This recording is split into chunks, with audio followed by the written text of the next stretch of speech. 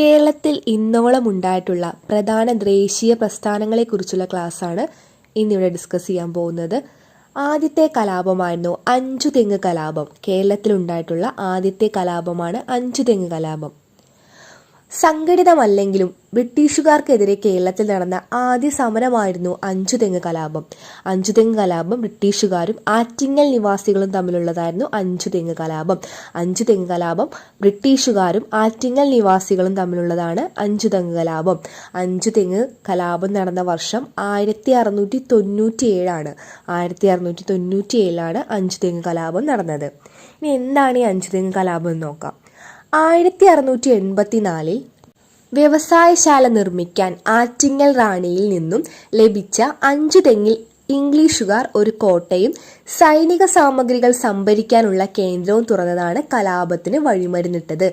കലാപത്തിന്റെ പ്രധാന കാരണം എന്തായിരുന്നു? 1684 വ്യവസായശാല നിർമ്മിക്കാൻ വേണ്ടി ആറ്റിങ്ങൽ റാണിയുടെ വേറെ പേരാണ് ഉമയമ്മ റാണി. തിരുവിതാംകൂറിലെ ഉമയമ്മ റാണിയിൽ നിന്നും ലഭിച്ച അഞ്ചുതെങ്ങിൽ ഇംഗ്ലീഷുകാരും ഒരു കോട്ടയും സൈനിക സാമഗ്രികൾ സംഭരിക്കാനുള്ള കേന്ദ്രവും തുറന്നതാണ് കലാപത്തിന് വഴിയൊരുക്കിയത്.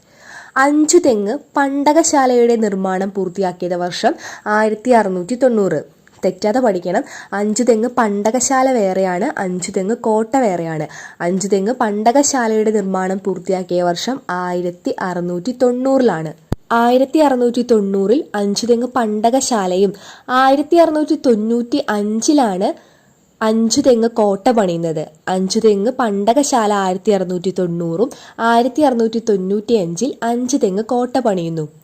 കുരുമുളകിന്റെ വ്യാപാര കുത്തക ബ്രിട്ടീഷുകാർ സ്വന്തമാക്കിയതും കൂടാതെ അഞ്ചുതെങ്ങിൽ ഇംഗ്ലീഷുകാർക്ക് കൂടുതൽ സൗജന്യങ്ങൾ അനുവദിച്ചു കൊടുത്തതും സ്ഥലനിവാസികളെ പ്രകോപിപ്പിച്ചു.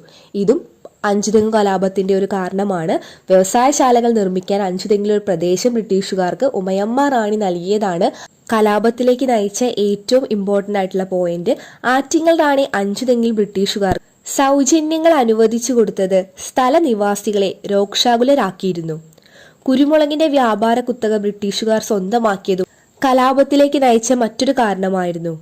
കേരളത്തിൽ സുലഭമായി കണ്ടുവരുന്ന സുഗന്ധവ്യഞ്ജനമാണ് കുരുമുളക് അല്ലെങ്കിൽ യവനപ്രിയ എന്ന പേരിൽ അറിയപ്പെടുന്നത് കുരുമുളകാണ്. PSCയുടെ പ്രീവിയസ് ക്വസ്റ്റ്യൻ ആണ്.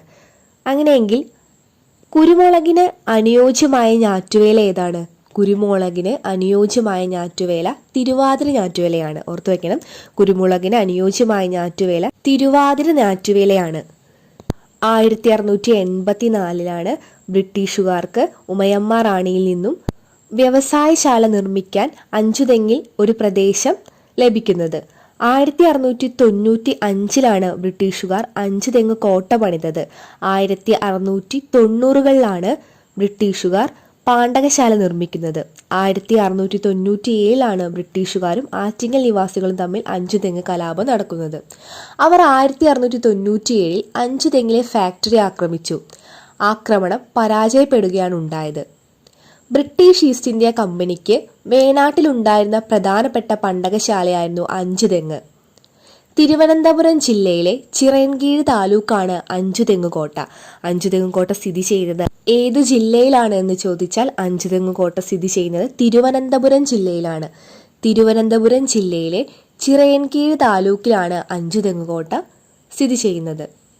അഞ്ചുതെങ്ങ് കലാപത്തെക്കുറിച്ച് പഠിക്കാനുള്ള പോയിന്റ് ഇത്രയേ ഉള്ളൂ. ബ്രിട്ടീഷുകാരും ആറ്റിങ്ങൽ നിവാസികളും തമ്മിൽ അഞ്ചുതെങ്ങ് കലാപം നടന്നത് 1697. ബ്രിട്ടീഷുകാർ അഞ്ചുതെങ്ങ് കോട്ട പണിതത് 1695. കുരുമുളകിന്റെ വ്യാപാര കുത്തക ബ്രിട്ടീഷുകാർ സ്വന്തമാക്കിയതാണ് അഞ്ചുതെങ്ങ് കലാപത്തിന്റെ പ്രധാന കാരണമായിട്ട് ചരിത്രരേഖകളിൽ പറയുന്നത്. കുരുമുളകിന് അനുയോജ്യമായ ഞാറ്റുവേല ഏതായിരുന്നു? അതെ, തിരുവാതിര ഞാറ്റുവേലയാണ് കുരുമുളകിന് അനുയോജ്യമായ ഞാറ്റുവേല. അഞ്ചുതെങ്ങ് സ്ഥിതി ചെയ്യുന്ന ജില്ല തിരുവനന്തപുരമാണ്. ഇന്ന് കാണുന്ന തിരുവനന്തപുരത്താണ് അഞ്ചുതെങ്ങ് സ്ഥിതി ചെയ്യുന്നത്. കേരളത്തിൽ ബ്രിട്ടീഷുകാർക്കെതിരെ നടന്ന ആദ്യത്തെ സംഘടിത കലാപമായിരുന്നു ആറ്റിങ്ങൽ കലാപം. ആറ്റിങ്ങൽ കലാപത്തെക്കുറിച്ച് ഡീറ്റെയിൽ ആയിട്ട് പഠിക്കാം. ആറ്റിങ്ങൽ കലാപം നടന്ന വർഷം 1721 ഏപ്രിൽ 15. ആറ്റിങ്ങൽ കലാപം നടന്ന വർഷം 1721 ഏപ്രിൽ 15. ബ്രിട്ടീഷുകാർക്കെതിരെ കേരളത്തിൽ നടന്ന ആദ്യ സംഘടിത പ്രക്ഷോഭം എന്ന് ചോദിച്ചാൽ ആറ്റിങ്ങൽ കലാപമാണ് ഉത്തരമായി വരുന്നത്. ബ്രിട്ടീഷുകാരും ആറ്റിങ്ങൽ നിവാസികളും തമ്മിലുണ്ടായ അല്ലെങ്കിൽ ആദ്യത്തെ ബ്രിട്ടീഷുകാർക്കെതിരെ നടന്ന ആദ്യത്തെ കലാപം എന്ന് ചോദിച്ചാൽ അഞ്ചുതെങ്ങ് കലാപവും, സംഘടിത കലാപം ആദ്യത്തെ സംഘടിത പ്രക്ഷോഭം എന്ന് ചോദിച്ചാൽ ആറ്റിങ്ങൽ കലാപവുമാണ് എഴുതേണ്ടത്. ആറ്റിങ്ങൽ കലാപത്തിന് കാരണമായത് വൻതോതിലുള്ള അഴിമതിയായിരുന്നു. കുരുമുളകിന്റെ വിലയിൽ കമ്പനി കാണിച്ച ക്രമക്കേടും വൻതോതിലുള്ള അഴിമതിയുമാണ് ആറ്റിങ്ങൽ കലാപത്തിന് കാരണമായത്. കൂടാതെ ബ്രിട്ടീഷുകാർ റാണിക്ക് നൽകി വന്നിരുന്ന പാരിതോഷികം ഫ്യൂഡൽ പ്രഭുക്കളായ പിള്ളമാരിലൂടെ എത്തിക്കാൻ വിസമ്മതിച്ചതും ബ്രിട്ടീഷുകാർ അത് നേരിട്ട് എത്തിക്കാൻ ശ്രമിച്ചതും മറ്റൊരു കാരണമായിരുന്നു. കലാപത്തിൽ വധിക്കപ്പെട്ട ബ്രിട്ടീഷ് ഉദ്യോഗസ്ഥരാണ് ഗീഫോർഡ്. കലാപത്തിൽ വധിക്കപ്പെട്ട ബ്രിട്ടീഷ് ഉദ്യോഗസ്ഥന്റെ പേരാണ് ഗീഫോർഡ്. ഗീഫോർഡ് മാത്രമായിരുന്നില്ല മരിച്ചത്, 150ഓളം ബ്രിട്ടീഷ് സൈനികരും ആറ്റിങ്ങൽ കലാപത്തിൽ കൊല്ലപ്പെട്ടിരുന്നു. കലാപത്തെ തുടർന്ന് അഞ്ചുതെങ്ങുകോട്ട പ്രദേശവാസികൾ പിടിച്ചെടുക്കുകയുണ്ടായി. കേരളത്തിൽ ബ്രിട്ടീഷുകാർക്കെതിരെ നടന്ന ആദ്യത്തെ സംഘടിത കലാപമാണ് ആറ്റിങ്ങൽ കലാപം. ആറ്റിങ്ങൽ കലാപം നടക്കുമ്പോൾ വേണാടിലെ ഭരണാധികാരി ആദിത്യവർമ്മയായിരുന്നു. ആറ്റിങ്ങൽ കലാപം നടന്ന വർഷം 1721 ഏപ്രിൽ 15 ആറ്റിങ്ങൽ കലാപത്തിൽ വധിക്കപ്പെട്ട ബ്രിട്ടീഷ് ഉദ്യോഗസ്ഥനാണ് ഗീഫോർഡ്.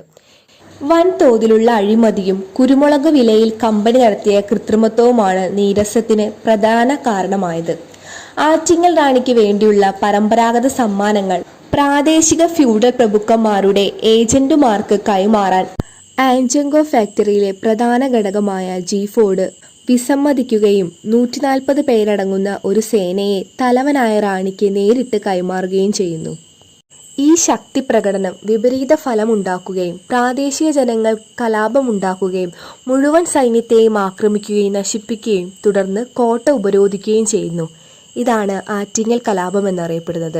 പ്രാദേശിക ജനങ്ങൾ കലാപത്തിൽ ഏർപ്പെടുകയും സൈന്യത്തെ ആക്രമിക്കുകയും നശിപ്പിക്കുകയും കോട്ട ഉപരോധിക്കുകയും ചെയ്യുന്നു. സംഭവ വികാസങ്ങളെ തുടർന്ന് കമ്പനിയും ആറ്റിങ്ങൽ റാണിയും ഒരു കരാറിൽ ഏർപ്പെട്ടു.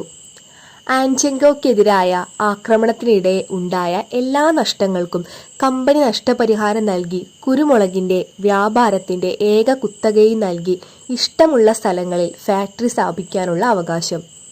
ഇംഗ്ലീഷ് ഈസ്റ്റ് ഇന്ത്യ കമ്പനിക്കെതിരെ നടന്ന ആദ്യത്തെ സംഘടിത കലാപമായ 1721 ആറ്റിങ്ങൽ കലാപത്തിന്റെ 300ാം വാർഷികത്തിന്റെ ആചരണം 2021 വൈലോപ്പിള്ളി സംസ്കൃതി ഭവനിൽ ആഘോഷിച്ചു.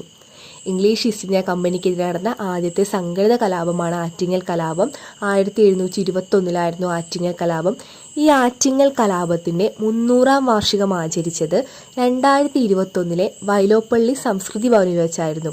ആറ്റിങ്ങൽ കലാപത്തെ തുടർന്ന് ഒപ്പുവെച്ച ഉടമ്പടിയാണ് വേണാട് ഉടമ്പടി. PSC എപ്പോഴും ചോദിക്കാനുള്ള ക്വസ്റ്റ്യനാണ്. ആറ്റിങ്ങൽ കലാപത്തെ തുടർന്ന് ഒപ്പുവെച്ച ഉടമ്പടി അല്ലെങ്കിൽ ബ്രിട്ടീഷ് ഈസ്റ്റ് ഇന്ത്യ കമ്പനി ഒരു ഭാരതീയ രാജ്യവുമായി ആദ്യമായി ഒപ്പിട്ട ഉടമ്പടി എന്ന് ചോദിച്ചാലും ആറ്റിങ്ങൽ കലാപം വഴി ഒപ്പുവെച്ച വേണാട് ഉടമ്പടിയാണ്. ഓർത്തു വയ്ക്കണം, PSC ചോദിക്കുന്ന 2 ക്വസ്റ്റ്യൻസ് ആണ്. ആറ്റിങ്ങൽ കലാപത്തെ തുടർന്ന് ഒപ്പുവെച്ച ഉടമ്പടി എന്നും ബ്രിട്ടീഷ് ഈസ്റ്റ് ഇന്ത്യ കമ്പനി ഒരു ഭാരതീയ രാജ്യവുമായി ആദ്യമായി ഒപ്പിട്ട ഉടമ്പടി എന്ന് ചോദിച്ചാലും വേണാട് ഉടമ്പടിയാണ്. വേണാട് ഉടമ്പടി നടന്ന വർഷം 1723. Date September 3. 1723 സെപ്റ്റംബർ 3 വേണാട് ഉടമ്പടി ഒപ്പുവെച്ചത്. വേണാട് ഉടമ്പടിയിൽ നെയ്യാറ്റിൻകരയുടെ രാജകുമാരൻ എന്ന പേരിൽ ഒപ്പുവെച്ച ഭരണാധികാരി മാർത്താണ്ഡവർമ്മയാണ്. മാർത്താണ്ഡവർമ്മ സ്വയം വിശേഷിപ്പിച്ചതാണ് നെയ്യാറ്റിൻകരയിലെ രാജകുമാരൻ എന്ന്. വേണാട് ഉടമ്പടിയിൽ നെയ്യാറ്റിൻകരയുടെ രാജകുമാരൻ എന്ന പേരിൽ ഒപ്പുവെച്ച ഭരണാധികാരി മാർത്താണ്ഡവർമ്മയാണ്. വേണാട് ഉടമ്പടിയിൽ ഈസ്റ്റ് ഇന്ത്യ കമ്പനിക്ക് വേണ്ടി ഒപ്പുവെച്ചത് അലക്സാണ്ടർ ഓമാണ്. അലക്സാണ്ടർ ഓമും മാർത്താണ്ഡവർമ്മയും കൂടി ഒപ്പുവെച്ച സന്ധിയാണ് വേണാട് ഉടമ്പടി. ഈ ഉടമ്പടിയിൽ തിരുവിതാംകൂർ രാജാവ് സ്വന്തം ചെലവിൽ ഇംഗ്ലീഷുകാർക്ക് കുളച്ചലിൽ ഒരു കോട്ട കെട്ടിക്കൊടുക്കാമെന്ന് ഏറ്റിരുന്നു. ഈ ഉടമ്പടിയിലാണ് തിരുവിതാംകൂർ രാജാവ് സ്വന്തം ചെലവിൽ ഇംഗ്ലീഷുകാർക്ക് കുളച്ചലിൽ ഒരു കോട്ട കെട്ടിക്കൊടുക്കാമെന്ന് ഏറ്റത്. അഞ്ചുതെങ്ങ് കലാപവും ആറ്റിങ്ങൽ കലാപവും ഡീറ്റെയിൽ ആയിട്ട് പറഞ്ഞിട്ടുണ്ട്. ഓരോ ഇയറും ഓർത്ത് വയ്ക്കുക. അന്ന് നടന്ന ഓരോ സംഭവ വികാസങ്ങളും കണക്ട് ചെയ്ത് ഓർത്ത് വയ്ക്കുക. ക്ലാസ് ഇഷ്ടമായെങ്കിൽ എല്ലാവരും ലൈക്ക് ചെയ്യുക, കമൻറ്റ് ചെയ്യുക. പഴശ്ശി കലാപങ്ങൾ എന്ന ടോപ്പിക്കുമായി നെക്സ്റ്റ് ക്ലാസ്സിൽ കാണാം. Thank you. പഴശ്ശി കലാപങ്ങൾ. പഴശ്ശിരാജയുടെ യഥാർത്ഥ നാമം കോട്ടയം കേരളവർമ്മ പഴശ്ശിരാജ എന്നാണ്. പഴശ്ശിയുടെ രാജവംശമാണ് കോട്ടയം രാജവംശം.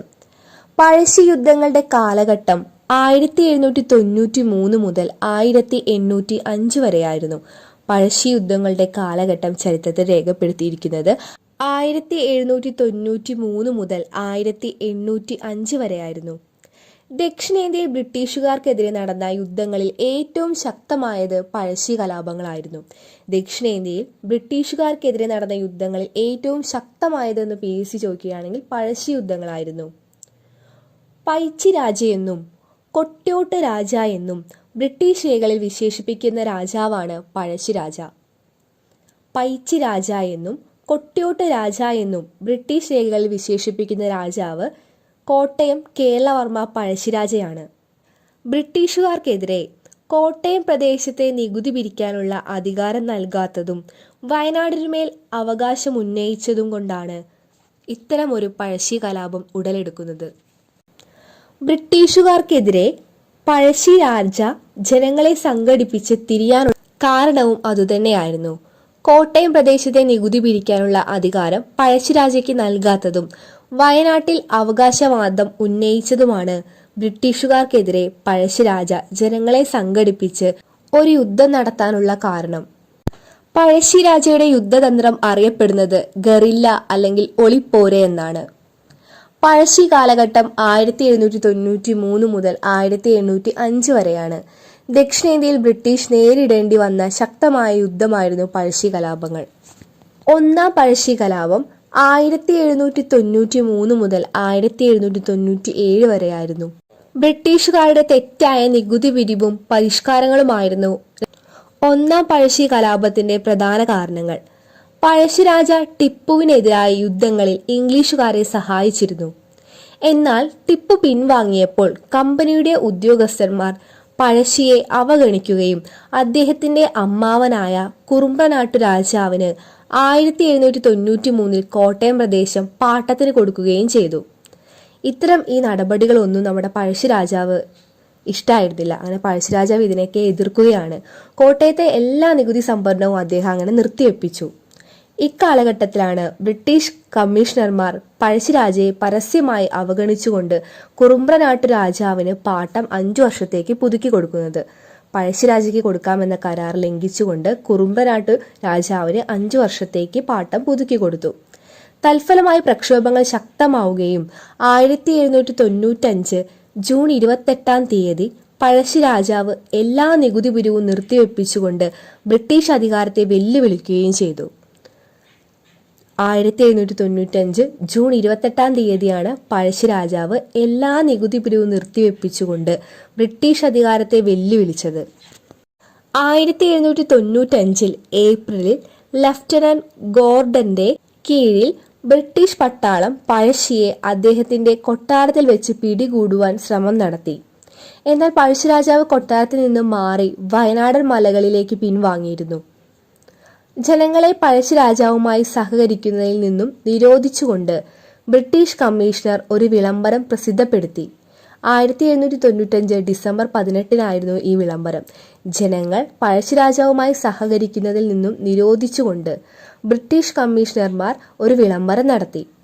1797 മാർച്ചിൽ കേണൽ ഡോവിന്റെ നേതൃത്വത്തിൽ ഒരു ബ്രിട്ടീഷ് സൈന്യം പെരിയ ചുരം വരെ എത്തിയെങ്കിലും മാർച്ച് 9 മുതൽ തുടർച്ചയായി 3 ദിവസം നടന്ന യുദ്ധത്തിൽ സൈന്യത്തിന്റെ പരാജയം നേരിടേണ്ടി വന്നത് ലഫ്റ്റനന്റ് മീലിയുടെ നേതൃത്വത്തിൽ മറ്റൊരു വിഭാഗം കേണൽ ഡോവിന്റെ സഹായത്തിനുണ്ടായിരുന്നു. 1797 മാർച്ച് 18 മേജർ കാമറോണിന്റെ കീഴിൽ പെരിയ ചുരം വഴി കടന്നു പോവുകയായിരുന്ന 1100 പേരടങ്ങിയ ഒരു സൈന്യത്തെ പഴശ്ശിപ്പട നിഷ്പ്രഭമാക്കി. ഇതാണ് ഒന്നാം പഴശ്ശി വിപ്ലവം എന്നറിയപ്പെടുന്നത്. ഒന്നാം പഴശ്ശി വിപ്ലവത്തിന്റെ പ്രധാന കേന്ദ്രം പുരളിമലയാണ്. പുരളിമലയാണ് ഒന്നാം പഴശ്ശി വിപ്ലവത്തിന്റെ യുദ്ധകേന്ദ്രം എന്നറിയപ്പെടുന്നത്.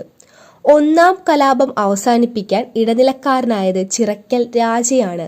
ഒന്നാം പഴശ്ശി വിപ്ലവം അവസാനിപ്പിക്കാൻ പഴശ്ശിരാജയ്ക്കും ബ്രിട്ടീഷുകാർക്കും ഇടനിലക്കാരനായത് എന്ന് ചോദിച്ചാലും അത് ചിറക്കൽ രാജയാണ്. പുരളിമല കണ്ണൂരാണ്. പുരളിമല സ്ഥിതി ചെയ്യുന്നത് കണ്ണൂരാണ്. നമ്മൾ പഠിച്ചു കഴിഞ്ഞ ക്ലാസ്സിൽ അഞ്ചുതെങ്ങ് സ്ഥിതി ചെയ്യുന്നത് തിരുവനന്തപുരമാണ്. അഞ്ചുതെങ്ങ് തിരുവനന്തപുരമാണെങ്കിൽ പുരളിമല കണ്ണൂരാണ്.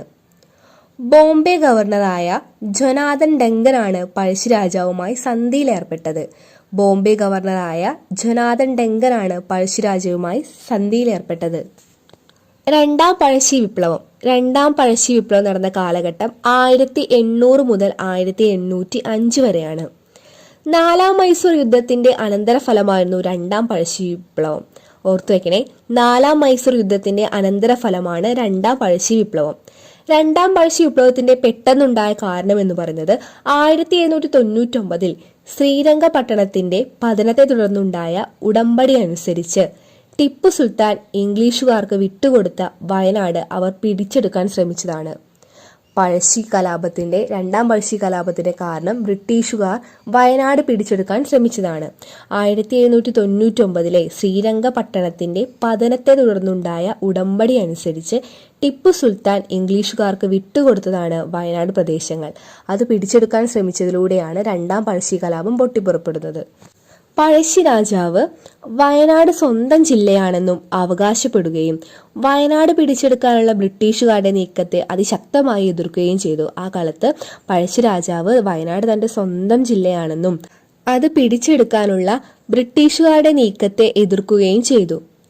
പഴശ്ശി കലാപത്തെ നേരിടാനായി മലബാറിലെയും തെക്കൻ കാനറയിലെയും മൈസൂരിലെയും ബ്രിട്ടീഷ് പട്ടാളങ്ങളുടെ സർവ്വസൈന്യാധിപനായി 1800 നിയമിതനായത് സർ ആർതർ വെല്ലസ്ലിയാണ്. പഴശ്ശി കലാപത്തെ നേരിടാനും മലബാറിലെയും തെക്കൻ കാനറയിലെയും മൈസൂരിലെയും ബ്രിട്ടീഷ് പട്ടാളങ്ങളുടെ സർവ്വസൈന്യാധിപനായി 1800 നിയമിതനായത് സർ ആർതർ വെല്ലസ്ലിയാണ്. രണ്ടാം പഴശ്ശി വിപ്ലവത്തിന്റെ പഴശ്ശി സൈന്യത്തെ സഹായിച്ചവരാണ് കണ്ണവത്ത് ശങ്കരൻ നമ്പ്യാർ. ഓർത്തുവെക്കിനെ, കണ്ണവത്ത് ശങ്കരൻ നമ്പ്യാർ, എടച്ചേന കുങ്കൻ, കൈതേരി അമ്പു, പള്ളൂർ ഏമാൻ നായർ. ഓർത്തുവെക്കിനെ, കണ്ണവത്ത് ശങ്കരൻ നായർ, കൈതേരി അമ്പു നായർ, എടച്ചേന കുങ്കൻ, പള്ളൂർ ഏമൻ നായർ എന്നിവരാണ് പഴശ്ശി സൈന്യം നയിച്ചത്. രണ്ടാം പഴശ്ശി വിപ്ലവത്തിൽ പഴശ്ശിരാജയെ സഹായിച്ച കുറിച്യരുടെ നേതാവാണ് തലക്കൽ ചന്തു. രണ്ടാം പഴശ്ശി വിപ്ലവത്തിൽ പഴശ്ശിരാജയെ സഹായിച്ച കുറിച്യരുടെ നേതാവാണ് തലക്കൽ ചന്തു. 1801 മൈസൂരിൽ നിന്നും പഴശ്ശിയെ നേരിടാൻ വയനാട്ടിൽ എത്തിയ സൈന്യത്തിന് നേതൃത്വം നൽകിയത് കേണൽ സ്റ്റീവൻസൺ ആയിരുന്നു. 1801 മൈസൂരിൽ നിന്നും പഴശ്ശിയെ നേരിടാൻ വയനാട്ടിലെത്തിയ സൈന്യത്തിന് നേതൃത്വം നൽകിയത് കേണൽ സ്റ്റീവൻസൺ ആയിരുന്നു. കണ്ണവത്തു ശങ്കരൻ നമ്പ്യാരെ തൂക്കിലേറ്റിയ വർഷമാണ് 1801 നവംബർ. കുറിച്യരുടെയും കുറുമ്പരുടെയും സഹായത്തോടെ പഴശ്ശി ഗൊറില്ല യുദ്ധം നടത്തിയത് വയനാട് കുന്നുകളിൽ വച്ചാണ്. രണ്ടാം പഴശ്ശി വിപ്ലവ സമയത്തെ Thalassery sub collector Thomas Harvey Babur ആയിരുന്നു. രണ്ടാം പഴശ്ശി വിപ്ലവ സമയത്തെ Thalassery sub collector Thomas Harvey Babur ആയിരുന്നു. കുറിച്യരുടെയും കുറുമ്പരുടെയും സഹായത്തോടെ പഴശ്ശി ഗോറില്ല യുദ്ധം നടത്തിയത് വയനാട് കുന്നുകളിൽ വച്ചാണ്. എടച്ചേന കുങ്കൻ, തലക്കൽ ചന്തു എന്നിവർ ചേർന്ന് പനമരം കോട്ട പിടിച്ചെടുത്ത വർഷം 1802 ഒക്ടോബറിലാണ്. 1802 ഒക്ടോബറിലാണ് പനമരം കോട്ട പിടിച്ചെടുത്തത്. സമരത്തിലെ ബ്രിട്ടീഷ് പട്ടാള മേധാവിയായിരുന്നു ആർതർ വെല്ലസ്ലി. സമരസമയത്തെ തലശ്ശേരി സബ് കളക്ടറാണ് തോമസ് ഹാർവേ ബാബർ. പഴശ്ശിരാജയെ പിടികൂടാൻ ആർതർ വെല്ലസ്ലി രൂപീകരിച്ച സൈനിക സംഘമാണ് കോൽക്കാർ. 1805 നവംബർ 30 പഴശ്ശിരാജ വെടിയേറ്റു മരിക്കുന്നത്. പഴശ്ശിരാജ മരണമടഞ്ഞത് 1805 നവംബർ 30 മാവിലത്തോട് വെച്ചാണ്. പഴശ്ശിരാജ വെടിയേറ്റു മരിച്ച സ്ഥലം ചോദിച്ചാൽ മാവിലൻ തോട് വയനാട്ടിലെ മാനന്തവാടിക്കടുത്താണ്. കോൽക്കാർ സൈന്യത്തിലെ അംഗങ്ങൾ 1200 പേരായിരുന്നു. പഴശ്ശിരാജയെ പിടികൂടാൻ ആർതർ വെല്ലസ്ലി രൂപീകരിച്ച സൈനിക സംഘമാണ് കോൽക്കാർ എന്നറിയപ്പെടുന്നത്. കോൽക്കാർ സൈന്യത്തിലെ അംഗങ്ങൾ 1200 പേർ സമരം അടിച്ചമർത്താൻ രൂപീകരിച്ച പ്രത്യേക സേനയാണ് കോൽക്കാർ എന്നറിയപ്പെടുന്നത്. പഴശ്ശിരാജ മരണമടഞ്ഞത് 1805 നവംബർ 30 മാവിലത്തോട് വെച്ചാണ്. മാവിലത്തോട് മാനന്തവാടി, വയനാട് ഭാഗങ്ങളിലാണ് സ്ഥിതി ചെയ്യുന്നത്. കേരള സിംഹം എന്ന ഗ്രന്ഥം എഴുതിയത് സർദാർ KM പണിക്കരാണ്. പഴശ്ശിരാജയെ കേരള സിംഹം എന്ന് വിശേഷിപ്പിച്ചത് സർദാർ KM പണിക്കർ. തലക്കൽ ചന്തു സ്മാരകം സ്ഥിതി ചെയ്യുന്നത്, പ്രീവിയസ് ക്വസ്റ്റ്യൻ ആണ്, തലയ്ക്കൽ ചന്തു സ്മാരകം സ്ഥിതി ചെയ്യുന്നത് പനമരം വയനാട് ജില്ലയിലാണ്. ഓർത്തു വെക്കണം, മാനന്തവാടിയും പനമരവും വയനാട് ജില്ലയിലാണ്. തലയ്ക്കൽ ചന്തു സ്മാരകം സ്ഥിതി ചെയ്യുന്നത് വയനാട് ജില്ലയിലെ പനമരത്താണ്. കേരളസിംഹം എന്ന പുസ്തകം രചിച്ചത് സർദാർ കെ എം പണിക്കർ. കേരളസിംഹം എന്ന ഗ്രന്ഥം എഴുതിയത് സർദാർ കെ എം പണിക്കർ. പഴശ്ശിരാജ ചമയങ്ങളില്ലാതെ എന്ന ഗ്രന്ഥം എഴുതിയത് മുണ്ടക്കയം ഗോപിയാണ്. പഴശ്ശിരാജ ചമയങ്ങളില്ലാതെ എന്ന പുസ്തകം എഴുതിയത് മുണ്ടക്കയം ഗോപിയാണ്. 2 പുസ്തകങ്ങൾ കൂടെ ഓർത്തു വയ്ക്കണം. പഴശ്ശി സമരങ്ങൾ എന്ന പുസ്തകം രചിച്ചത് KKN കുറുപ്പ്. പഴശ്ശി സമരങ്ങൾ എന്ന പുസ്തകം രചിച്ചത് KKN കുറുപ്പ്. പഴശ്ശി സ്മാരകം മാനന്തവാടി. കൺഫ്യൂസിങ് ഫാക്ട്സ് ആണ്, എല്ലാവരും കറക്റ്റ് ആയിട്ട് തന്നെ ഓർത്തു വെക്കണം. പഴശ്ശി സ്മാരകം സ്ഥിതി ചെയ്യുന്നത് വയനാട്ടിലെ മാനന്തവാടി. പഴശ്ശി മ്യൂസിയം സ്ഥിതി ചെയ്യുന്നത് ഈസ്റ്റ് ഹില്ലാണ്. Pazhassi museum east hill. Pazhassi dam സ്ഥിതി ചെയ്യുന്നത് വളപട്ടണം പുഴയിലാണ്. കണ്ണൂർ ജില്ലയിലെ വളപട്ടണം പുഴയിലാണ് പഴശ്ശി ഡാം. പഴശ്ശി ഗുഹ സ്ഥിതി ചെയ്യുന്നത് മലപ്പുറം. പഴശ്ശി ഗുഹ മലപ്പുറം. പഴശ്ശി കോളേജ് വയനാട്ടിലെ പുൽപ്പള്ളിയിലുണ്ട്. പഴശ്ശി കോളേജ് കണ്ണൂരിലെ മട്ടന്നൂരിലും പഴശ്ശി കോളേജ് സ്ഥിതി ചെയ്യുന്നു. പഴശ്ശി സ്മാരകം വയനാട്ടിലെ മാനന്തവാടി. പഴശ്ശി മ്യൂസിയം ചോദിച്ചാൽ കോഴിക്കോട് ജില്ലയിലെ east hill. Pazhassi museum Kozhikode ജില്ലയിലെ east hill. Pazhassi dam Valapattanam പുഴ. കണ്ണൂരിലെ വളപട്ടണം പുഴയിലാണ് പഴശ്ശി ഡാം. പഴശ്ശി ഗുഹ മലപ്പുറം. പഴശ്ശി ഗുഹ മലപ്പുറം. പഴശ്ശി കോളേജ് 2 ഇടങ്ങളിലുണ്ട്. വയനാട്ടിലെ പുൽപ്പള്ളിയിലും കണ്ണൂരിലെ മട്ടന്നൂരിലും സ്ഥിതി ചെയ്യുന്നു. ഇനി SCERT ടെക്സ്റ്റ് ബുക്കിലെ ഒരു കോട്ടാണ് പറയാൻ പോകുന്നത്. കലാപകാരിയാണെങ്കിലും അദ്ദേഹം ഈ രാജ്യത്തെ മുറപ്രകാരമുള്ള ഒരു നാടുവാഴിയാണ്. ഒരു പരാജിത ശത്രുവിനെന്നതിനേക്കാൾ ആ നിലയിൽ വേണം അദ്ദേഹത്തെ കണക്കാക്കാൻ. TH ബേബർ പഴശ്ശിരാജയെക്കുറിച്ച് പറഞ്ഞ വാക്കുകളാണിവ.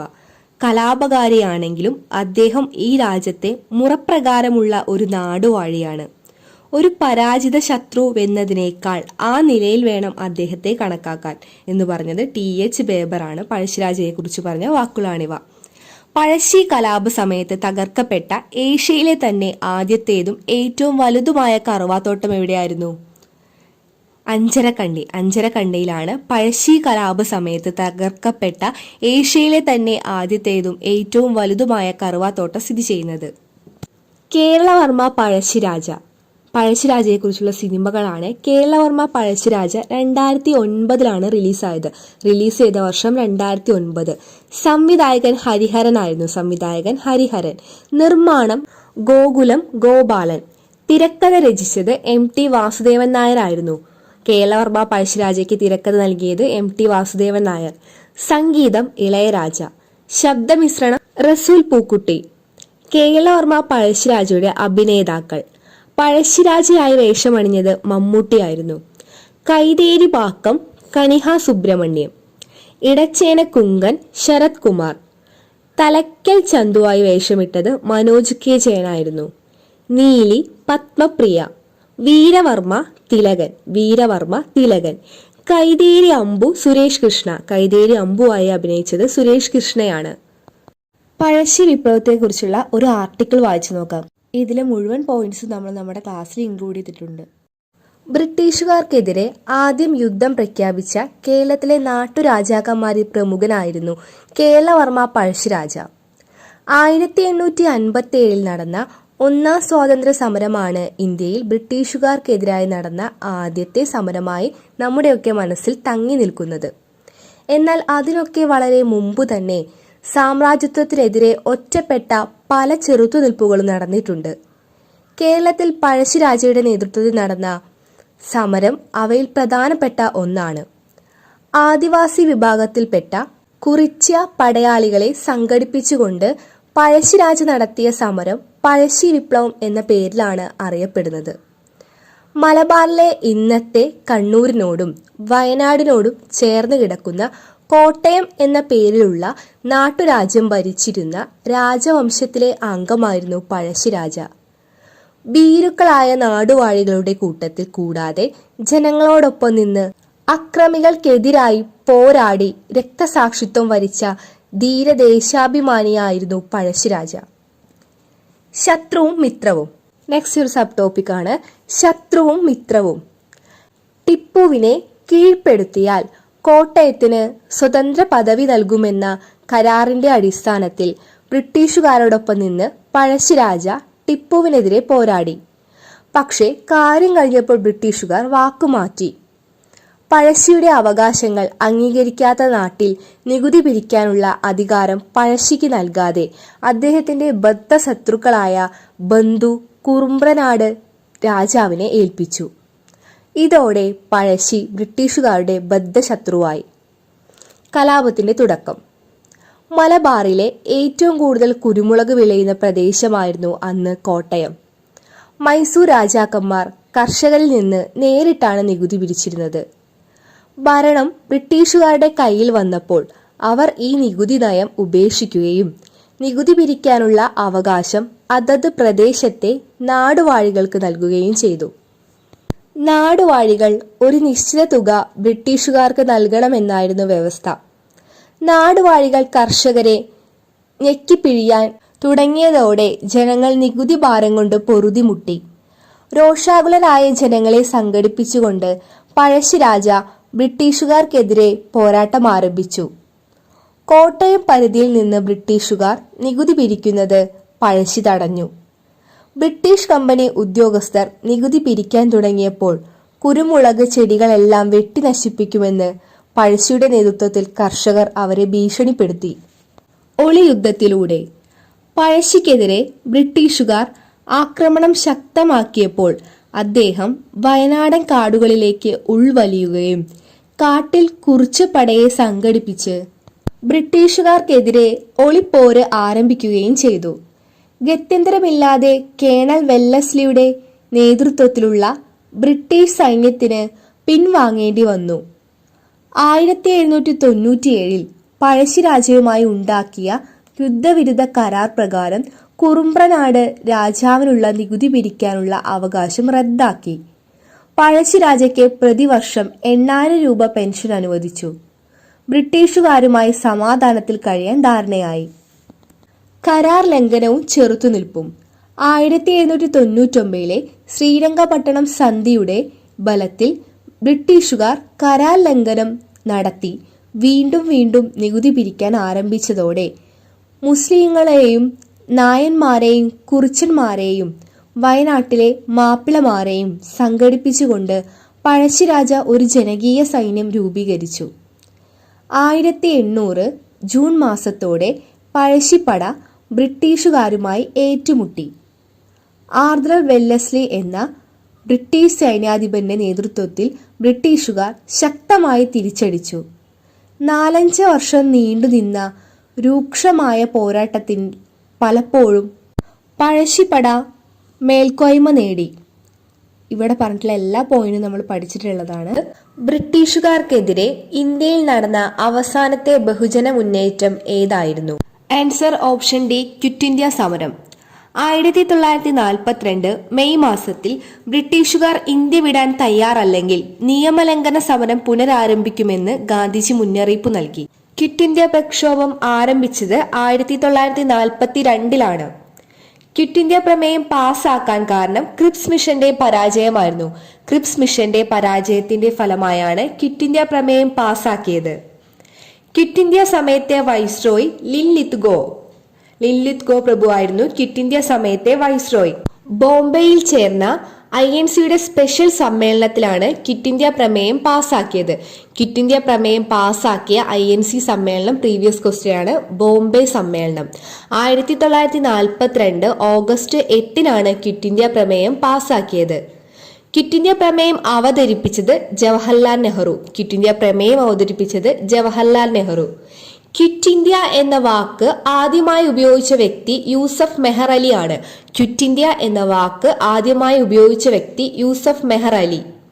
ചരിത്രപ്രസിദ്ധമായ ക്വിറ്റ് ഇന്ത്യ പ്രമേയത്തിലൂടെ ബ്രിട്ടീഷുകാർ ഇന്ത്യ വിട്ടുപോകണമെന്നും അധികാരം കൈമാറണമെന്നും കോൺഗ്രസ് ആവശ്യപ്പെട്ടു. ക്വിറ്റ് ഇന്ത്യ പ്രമേയം പാസ്സാക്കപ്പെട്ട സ്ഥലം ബോംബെയിലെ ഗോവാലിയ ടാങ്ക് മൈതാനം. ക്വിറ്റ് ഇന്ത്യ ദിനമായി ആചരിക്കുന്നത് ഓഗസ്റ്റ് 9 ക്വിറ്റ് ഇന്ത്യ ദിനമായി ആചരിക്കുന്നത്. ഗാന്ധിജി തന്റെ ക്വിറ്റ് ഇന്ത്യ എന്ന ആശയം പ്രചരിപ്പിച്ച പത്രം ഹരിജൻ പത്രമാണ്.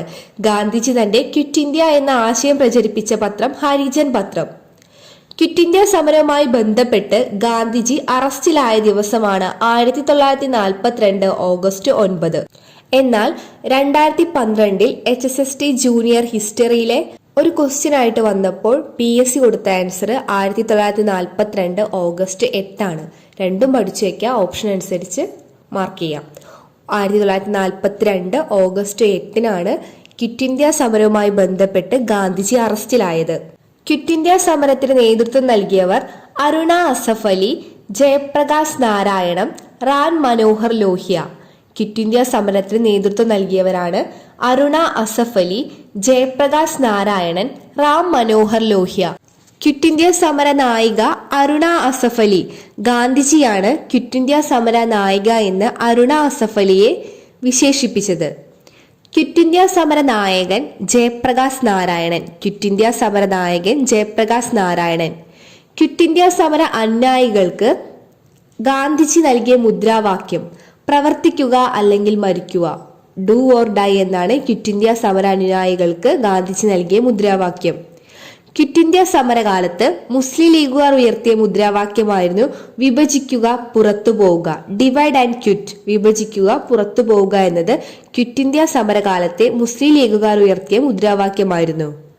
ക്വിറ്റ് ഇന്ത്യ പ്രക്ഷോഭത്തോടനുബന്ധിച്ച് കേരളത്തിൽ തകർക്കപ്പെട്ട സ്ഥലങ്ങളാണ് Chemancheri railway station, Thalassery sub കോടതി, നടുവണ്ണൂർ രജിസ്റ്റർ ഓഫീസ്, ചോമ്പാലയിലെ ഉപ്പ് ഡിപ്പോ തുടങ്ങിയവ.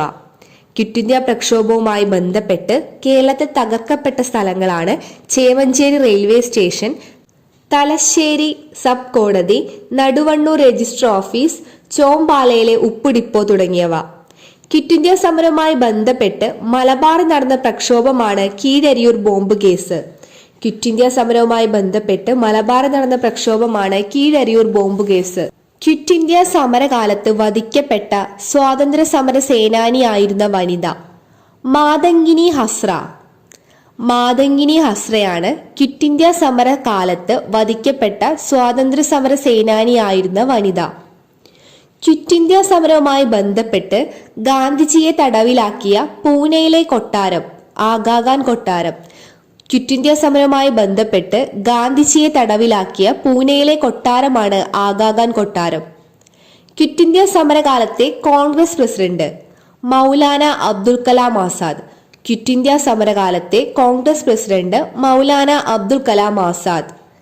ഇന്ത്യൻ സ്വാതന്ത്ര്യ സമര ചരിത്രത്തിലെ അവസാനത്തെ ബഹുജന മുന്നേറ്റം എന്നറിയപ്പെടുന്നത് ക്വിറ്റ് ഇന്ത്യ പ്രക്ഷോഭമാണ്.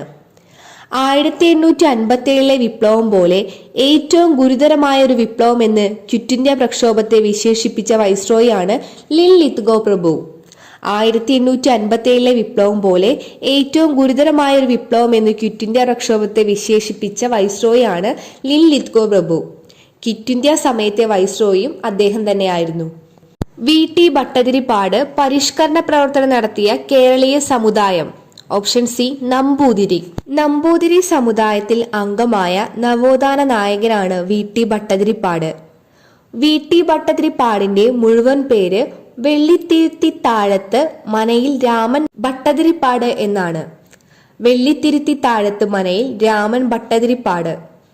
ബ്രാഹ്മണ സമുദായത്തിലെ മിശ്ര വിവാഹത്തെ പ്രോത്സാഹിപ്പിച്ചിരുന്ന വ്യക്തിയായിരുന്നു VT ഭട്ടതിരിപ്പാട്. 1919 VT ഭട്ടതിരിപ്പാടിന്റെ നേതൃത്വത്തിൽ ആരംഭിച്ച സംഘടനയാണ് നമ്പൂതിരി യുവജന സംഘം. 1919 നമ്പൂതിരി യുവജന സംഘം ആരംഭിക്കുന്നത്. VT ഭട്ടതിരിപ്പാട് നമ്പൂതിരി യുവജന സംഘത്തിന്റെ സെക്രട്ടറി ആയി തിരഞ്ഞെടുത്ത വർഷമാണ് 1929. നമ്പൂതിരി യുവജന സംഘത്തിന്റെ മുഖപത്രം ഉണ്ണി നമ്പൂതിരി ആയിരുന്നു. നമ്പൂതിരി യുവജന സംഘത്തിന്റെ മുഖപത്രം ഉണ്ണി നമ്പൂതിരി. VTയുടെ നാടകമായ അടുക്കളയിൽ നിന്നും അരങ്ങത്തേക്ക് ആദ്യമായി പ്രസിദ്ധീകരിച്ച മാസിക ഉണ്ണി നമ്പൂതിരിയിലാണ്. ഉണ്ണി നമ്പൂതിരിയിലാണ് VTയുടെ നാടകമായ അടുക്കളയിൽ നിന്ന് അരങ്ങത്തേക്ക് ആദ്യമായി പ്രസിദ്ധീകരിച്ചത്. 1921 ഒറ്റപ്പാലത്ത് വെച്ച് നടന്ന KPCCയുടെ കോൺഗ്രസ് സമ്മേളനത്തിലെ വോളണ്ടിയർ ആയിരുന്നു VT ഭട്ടതിരിപ്പാട്. 1921 ഒറ്റപ്പാലത്ത് വെച്ച് നടന്ന KPCCയുടെ കോൺഗ്രസ് സമ്മേളനത്തിലെ വോളണ്ടിയർ ആയ വ്യക്തിയാണ് VT ഭട്ടതിരിപ്പാട്. 1908 ജനുവരി 31 ആലുവയിൽ യോഗക്ഷേമ സഭ സ്ഥാപിച്ചത് VT വട്ടതിരിപ്പാടാണ്. യോഗക്ഷേമ സഭയിലെ പ്രധാന അംഗമായിരുന്നു അദ്ദേഹം. യോഗക്ഷേമ സഭയുടെ പ്രധാന ലക്ഷ്യങ്ങൾ ബഹുഭാര്യത്വം നിരോധിക്കുക, വിധവാ വിവാഹം നടപ്പിലാക്കുക, വൃദ്ധവിവാഹം തടയുക എന്നതായിരുന്നു.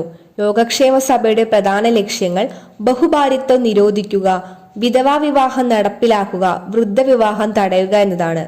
യോഗക്ഷേമ സഭയുടെ ആപ്തവാക്യം നമ്പൂതിരിയെ മനുഷ്യനാക്കുക എന്നതായിരുന്നു. യോഗക്ഷേമ സഭയുടെ മുഖപത്രം മംഗളോദയം. യോഗക്ഷേമ സഭയുടെ മുഖപത്രം മംഗളോദയവും നമ്പൂതിരി യോജന സംഘത്തിന്റെ മുഖപത്രം ഉണ്ണി നമ്പൂതിരി. യോഗക്ഷേമ സഭ പ്രസിദ്ധീകരിച്ച മാസികകളാണ് മംഗളോദയം, യോഗക്ഷേമം. മംഗളോദയം, യോഗക്ഷേമം. അടുക്കളയിൽ നിന്നും അരങ്ങത്തേക്ക് എന്ന നാടകം ആദ്യമായി അവതരിപ്പിച്ച വേദി ഇടക്കുനിയിലായിരുന്നു.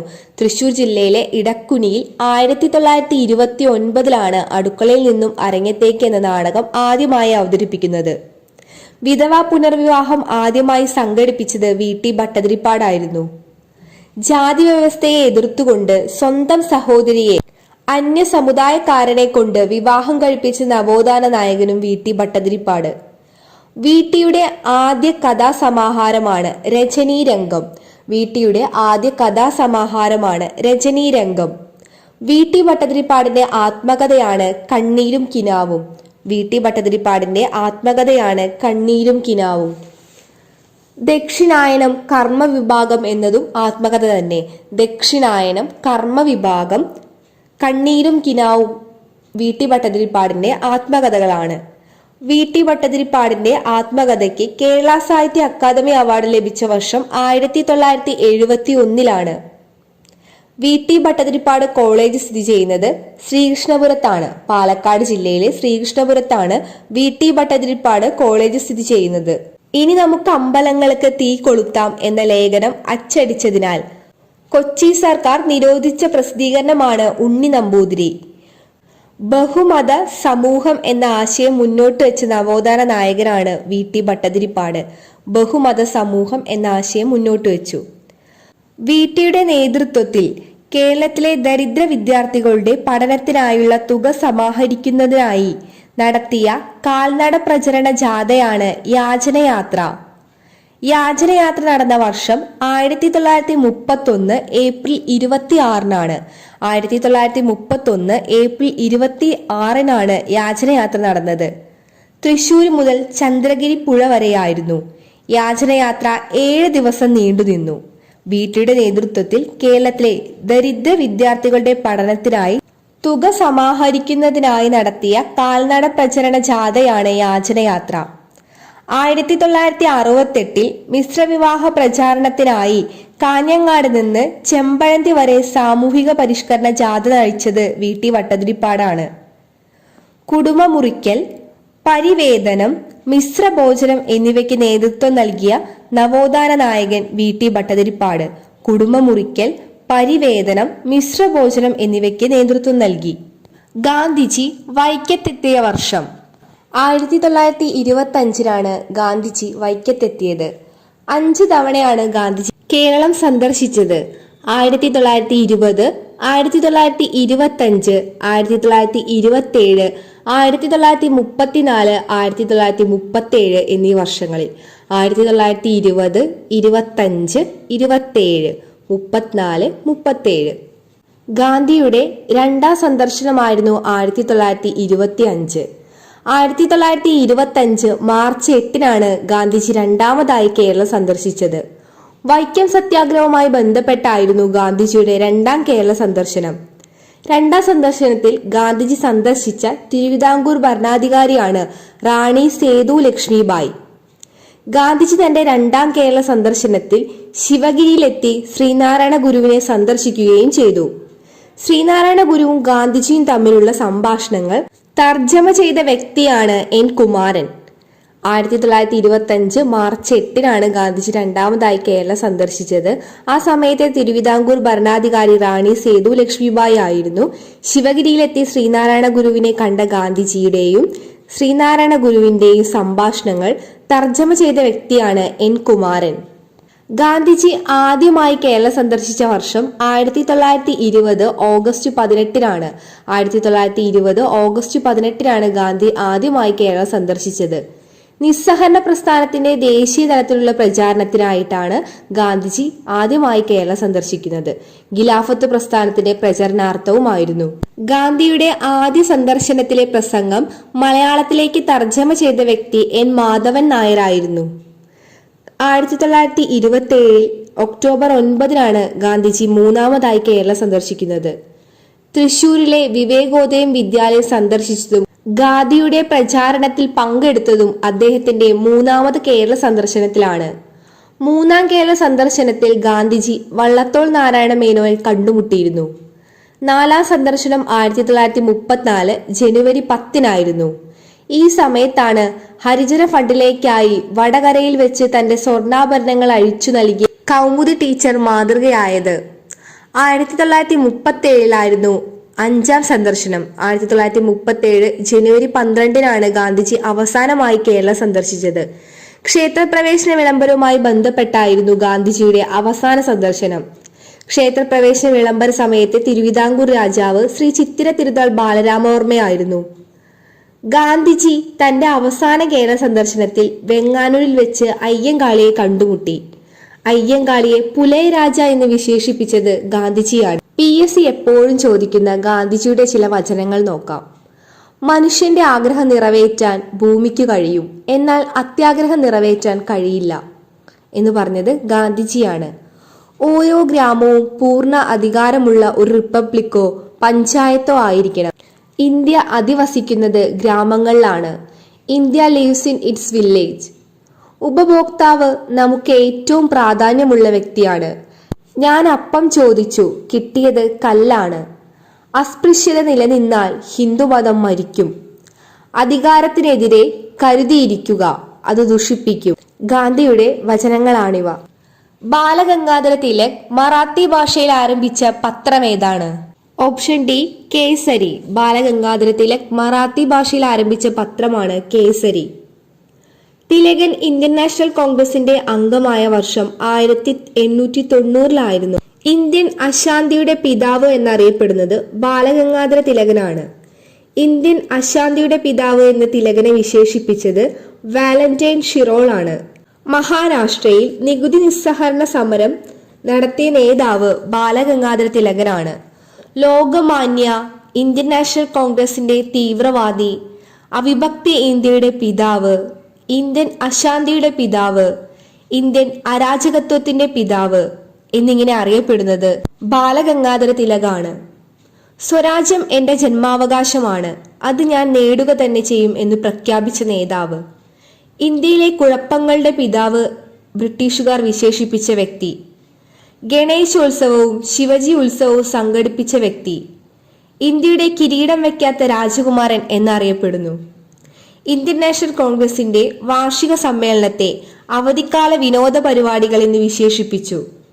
മണ്ടൂകങ്ങളെ പോലെ വർഷത്തിലൊരിക്കൽ കരഞ്ഞിട്ട് ഒന്നും നേടാനാകില്ല എന്ന് കോൺഗ്രസിനെ പരിഹസിച്ച വ്യക്തിയാണ് ബാലഗംഗാധര തിലക്. മെച്ചപ്പെട്ട വിദേശ ഭരണത്തേക്കാൾ നല്ലത് തദ്ദേശീയരുടെ മെച്ചമല്ലാത്ത ഭരണമാണ്. ഇന്ത്യൻ സ്വാതന്ത്ര്യ സമരത്തിൽ മഹാത്മാഗാന്ധി കഴിഞ്ഞാൽ ഏറ്റവും കൂടുതൽ കാലം ജയിൽവാസം അനുഭവിച്ചതും ബാലഗംഗാധര തിലകാണ്. തിലകൻ സ്ഥാപിച്ച ഇംഗ്ലീഷ് പത്രമാണ് മറാത്ത. തിലകൻ സ്ഥാപിച്ച ഇംഗ്ലീഷ് പത്രമാണ് മറാത്ത. തിലകൻ സ്ഥാപിച്ച മറാത്തി പത്രം കേസരി. തിലകൻ സ്ഥാപിച്ച മറാത്തി പത്രം കേസരി. തിലകനെ ഡെക്കാൻ എഡ്യൂക്കേഷൻ സൊസൈറ്റി സ്ഥാപിക്കാൻ സഹായിച്ച വ്യക്തികളാണ് GG അഗാർക്കർ, വിഷ്ണു ശാസ്ത്രി ചിപ്ലുങ്കർ, MB നംജോഷി എന്നിവർ. ബാലഗംഗാധര തിലകിന്റെ വിശേഷണങ്ങൾ ഒന്നുകൂടെ നോക്കാം. ലോകമാന്യ, ഇന്ത്യൻ നാഷണൽ കോൺഗ്രസിന്റെ തീവ്രവാദി, അവിഭക്ത ഇന്ത്യയുടെ പിതാവ്, ഇന്ത്യൻ അശാന്തിയുടെ പിതാവ്, ഇന്ത്യൻ അരാജകത്വത്തിന്റെ പിതാവ്, ഇന്ത്യൻ കുഴപ്പങ്ങളുടെ പിതാവ്, ഇന്ത്യയുടെ കിരീടം വയ്ക്കാത്ത രാജകുമാരൻ. ഗദ്ദാർ പാർട്ടി രൂപീകരിച്ചത് ആരുടെ നേതൃത്വത്തിലാണ്? ഓപ്ഷൻ ബി ലാലാ ഹർദയാൽ. ഗദ്ദാർ പാർട്ടി രൂപീകൃതമായത് 1913-ലാണ്. ഗദ്ദാർ എന്ന വാക്കിന്റെ അർത്ഥം വിപ്ലവം എന്നാണ്. 1913 അമേരിക്കൻ ഐക്യനാടുകളിൽ ഗദ്ദാർ പാർട്ടി രൂപീകരിച്ചത് ലാലാ ഹർദയാലാണ്. ഗദ്ദാർ പാർട്ടിയുടെ ആസ്ഥാനം സ്ഥിതി ചെയ്യുന്നത് സാൻ ഫ്രാൻസിസ്കോയിലാണ്. ഗദ്ദാർ പാർട്ടിയുടെ സ്ഥാപക നേതാക്കൾ ലാലാ ഹർദയാൽ, കർത്താർ സിംഗ് സാരഭ, റാഷ് ബിഹാരി ബോസ്, സോഹൻ സിംഗ് ബക്ന എന്നിവരായിരുന്നു. ഗദ്ദാർ പാർട്ടി ആദ്യം അറിയപ്പെട്ടിരുന്നത് പസഫിക് കോസ്റ്റ് ഹിന്ദുസ്ഥാൻ അസോസിയേഷൻ എന്നായിരുന്നു. പസഫിക് കോസ്റ്റ് ഹിന്ദുസ്ഥാൻ അസോസിയേഷൻ എന്നാണ് ഗദ്ദാർ പാർട്ടി ആദ്യം അറിയപ്പെട്ടിരുന്നത്. ഗദ്ദാർ പാർട്ടിയുടെ സ്ഥാപക പ്രസിഡന്റ് സോഹൻ സിംഗ് ബക്നയാണ്. ഗദ്ദാർ പാർട്ടിയുടെ സ്ഥാപക പ്രസിഡന്റ് സോഹൻ സിംഗ് ബക്നയാണ്. ഗദ്ദാർ പാർട്ടിയുടെ ആദ്യ ജനറൽ സെക്രട്ടറി ലാലാ ഹർദയാൽ. ലാലാ ഹർദയാലിന്റെ രാഷ്ട്രീയ ഗുരുവാണ് ലാലാ ലജ്പത് റായ്. ഗദ്ദാർ പാർട്ടിയുടെ ലക്ഷ്യം ബ്രിട്ടീഷ് അധീനതയിൽ നിന്ന് ഇന്ത്യയെ മോചിപ്പിക്കുക എന്നതായിരുന്നു. ബ്രിട്ടീഷ് അധീനതയിൽ നിന്നും ഇന്ത്യയെ മോചിപ്പിക്കാനാണ് ഗദ്ദാർ പാർട്ടി ആരംഭിച്ചത്. ഗദ്ദാർ പാർട്ടി പ്രസിദ്ധീകരിച്ച ലഘുരേഖയാണ് ഗദ്ദാർ. ഗദ്ദാർ പാർട്ടി പ്രസിദ്ധീകരിച്ച ലഘുരേഖയാണ് ഗദ്ദാർ. ഗദ്ദാർ എന്ന ലഘുരേഖയുടെ തലക്കെട്ട് അംഗ്രസി രാജ് കാ ദുശ്മൻ എന്നായിരുന്നു. അംഗ്രസി രാജ് കാ ദുശ്മൻ എന്നായിരുന്നു. കോമതമാരു പ്രക്ഷോഭം 1914 ഗദ്ദാർ പാർട്ടിയുമായി ബന്ധപ്പെട്ടിരിക്കുന്നു. കോമതമാരു പ്രക്ഷോഭം 1914 ഗദ്ദാർ പാർട്ടിയുമായി ബന്ധപ്പെട്ടിരിക്കുന്നു. ഗദ്ദാർ പാർട്ടി പിരിച്ചുവിട്ട വർഷം 1948 ഗദ്ദാർ പാർട്ടി പിരിച്ചുവിട്ട വർഷം 1948 1915 നവംബർ 16 തൂക്കിലേറ്റപ്പെട്ട ഗദ്ദാർ പാർട്ടിയുടെ നേതാവാണ് കർത്താർ സിംഗ് സാരഭ. 1915 നവംബർ 16 തൂക്കിലേറ്റപ്പെട്ട ഗദ്ദാർ പാർട്ടിയുടെ പ്രധാന നേതാവായിരുന്നു കർത്താർ സിംഗ് സാരഭ. ലാലാ ഹർദയാലിന്റെ രാഷ്ട്രീയ ഗുരു ലാലാ ലജ്പത് റായ്. ഗദ്ദാർ എന്ന വാക്കിന്റെ അർത്ഥം വിപ്ലവം എന്നാണ്. വേലുത്തമ്പി ദളവയുടെ അന്ത്യം കൊണ്ട പ്രസിദ്ധമായ സ്ഥലം. വേലുത്തമ്പി ദളവയുടെ അന്ത്യം കൊണ്ട പ്രസിദ്ധമായ സ്ഥലമാണ് മണ്ണടി. വേലുത്തമ്പി ദളവയുടെ യഥാർത്ഥ നാമം വേലായുധൻ ചെമ്പകരാമൻ തമ്പി എന്നാണ്. വേലുത്തമ്പി ദളവ കുണ്ടറ വിളംബരം നടത്തിയത് 1809 ജനുവരി 11 1809 ജനുവരി 11 വേലുത്തമ്പി ദളവ കുണ്ടറ വിളംബരം നടത്തിയത്. കുണ്ടറ വിളംബരത്തിന് സാക്ഷ്യം വഹിച്ച ക്ഷേത്രമാണ് കുണ്ടറയിലെ ഇളമ്പള്ളൂർ ക്ഷേത്രം. കുണ്ടറ വിളംബരം നടന്നത് കുണ്ടറയിലെ ഇളമ്പല്ലൂർ ക്ഷേത്രത്തിൽ വെച്ചായിരുന്നു. പത്തനംതിട്ട ജില്ലയിലെ മണ്ണടി ക്ഷേത്രത്തിൽ വെച്ച് വേലുത്തമ്പി ദളവ ആത്മത്യാഗം ചെയ്തത് 1809 വേലുത്തമ്പി ദളവയുടെ മൃതശരീരം ബ്രിട്ടീഷുകാർ കണ്ണമ്മൂലയിൽ പ്രദർശിപ്പിച്ചു. വേലുത്തമ്പി ദളവ മ്യൂസിയം സ്ഥിതി ചെയ്യുന്നത് മണ്ണടിയിലാണ്. പത്തനംതിട്ട ജില്ലയിലെ മണ്ണടിയിൽ തന്നെയാണ് വേലുത്തമ്പി ദളവ മ്യൂസിയം സ്ഥിതി ചെയ്യുന്നത്. വേലുത്തമ്പി ദളവയുടെ പ്രതിമ അനാച്ഛാദനം ചെയ്തിരിക്കുന്നത് സെക്രട്ടേറിയറ്റിനു മുമ്പിലാണ് വേലുത്തമ്പി ദളവയുടെ പ്രതിമ അനാച്ഛാദനം ചെയ്തിരിക്കുന്നത്. വേലുത്തമ്പി ദളവയുടെ പേരിൽ സ്ഥാപിതമായ കോളേജാണ് ധനുവച്ചപുരം. വേലുത്തമ്പി ദളവയുടെ പേരിൽ സ്ഥാപിതമായ കോളേജ് സ്ഥിതി ചെയ്യുന്നത് ധനുവച്ചപുരത്താണ്. വേലുത്തമ്പി ദളവയുടെ വാൾ സൂക്ഷിച്ചിരിക്കുന്നത് നേപ്പിയർ മ്യൂസിയം, തിരുവനന്തപുരം. വേലുത്തമ്പി ദളവയുടെ വാൾ സൂക്ഷിച്ചിരിക്കുന്നത് നേപ്പിയർ മ്യൂസിയം, തിരുവനന്തപുരം. കൊല്ലത്ത് ഹജൂർ കച്ചേരി സ്ഥാപിച്ചതും സഞ്ചരിക്കുന്ന കോടതികൾ സ്ഥാപിച്ചതും വേലുത്തമ്പി ദളവയാണ്. വേമ്പനാട്ടുകായലിലെ പ്രസിദ്ധമായ പാതിരാമണൽ ദ്വീപ് കൃഷിയോഗ്യമാക്കിയതും അദ്ദേഹം തന്നെ. ചങ്ങനാശ്ശേരി, തലയോലപ്പറമ്പ്, ആലങ്ങാട് മുതലായ പ്രധാന കേന്ദ്രങ്ങളിൽ ആഴ്ചച്ചന്തകൾ ഏർപ്പെടുത്തിയതും വേലുത്തമ്പി ദളവയാണ്. കൊല്ലത്ത് ഹജൂർ കച്ചേരി സ്ഥാപിച്ചു, സഞ്ചരിക്കുന്ന കോടതികൾ സ്ഥാപിച്ചു, വേമ്പനാട്ടുകായലിലെ പ്രസിദ്ധമായ പാതിരാമണൽ ദ്വീപ് കൃഷിയോഗ്യമാക്കി, ചങ്ങനാശ്ശേരി, തലയോലപ്പറമ്പ്, ആലങ്ങാട് മുതലായ പ്രധാന കേന്ദ്രങ്ങളിൽ ആഴ്ചച്ചന്തകൾ ഏർപ്പെടുത്തി. വേലുത്തമ്പി ദളവയുടെ പ്രധാന ഭരണ പരിഷ്കാരങ്ങളായിരുന്നു ഇതെല്ലാം. ശ്രീലങ്കൻ സ്റ്റാമ്പിൽ പ്രത്യക്ഷപ്പെട്ട ആദ്യ മലയാളി ആര്? ശ്രീനാരായണ ഗുരു. ശ്രീനാരായണ ഗുരുവാണ് ശ്രീലങ്കൻ തപാലിൽ പ്രത്യക്ഷപ്പെട്ട ആദ്യ മലയാളി. ശ്രീനാരായണ ഗുരു കേരള നവോത്ഥാനത്തിന്റെ പിതാവ് എന്നറിയപ്പെടുന്നത് ശ്രീനാരായണ ഗുരുവാണ്. ഹഠയോഗ വിദ്യ ശ്രീനാരായണ ഗുരുവിന് പകർന്നു നൽകിയ വ്യക്തി തൈക്കാട് അയ്യ ആയിരുന്നു. ഇന്ത്യൻ തപാൽ സ്റ്റാമ്പിൽ പ്രത്യക്ഷപ്പെട്ട ആദ്യ മലയാളി, നാണയത്തിൽ പ്രത്യക്ഷപ്പെട്ട ആദ്യ മലയാളി, ശ്രീലങ്കയുടെ തപാൽ സ്റ്റാമ്പിൽ പ്രത്യക്ഷപ്പെട്ട ആദ്യ മലയാളി, നൂറ്റാണ്ടിന്റെ മലയാളിയായി മലയാള മനോരമ തിരഞ്ഞെടുത്ത വ്യക്തി ശ്രീനാരായണ ഗുരുവാണ്.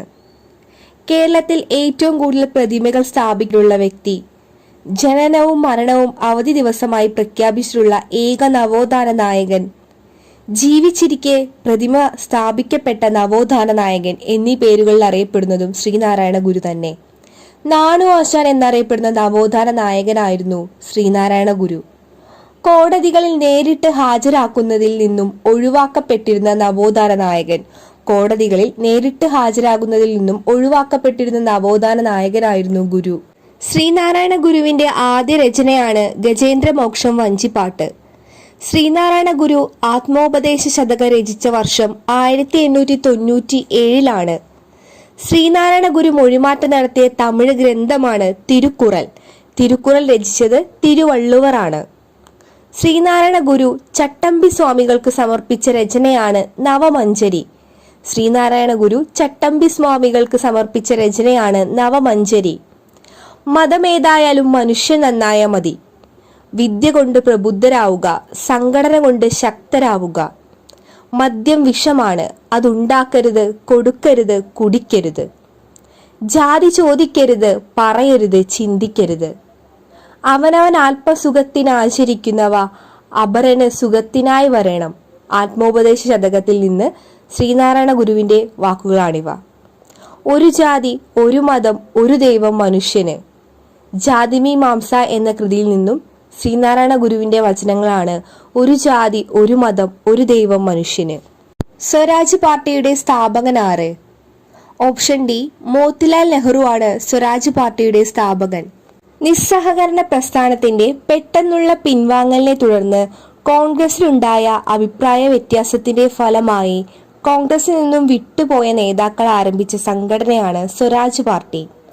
1923 സ്വരാജ് പാർട്ടി സ്ഥാപിച്ചത്.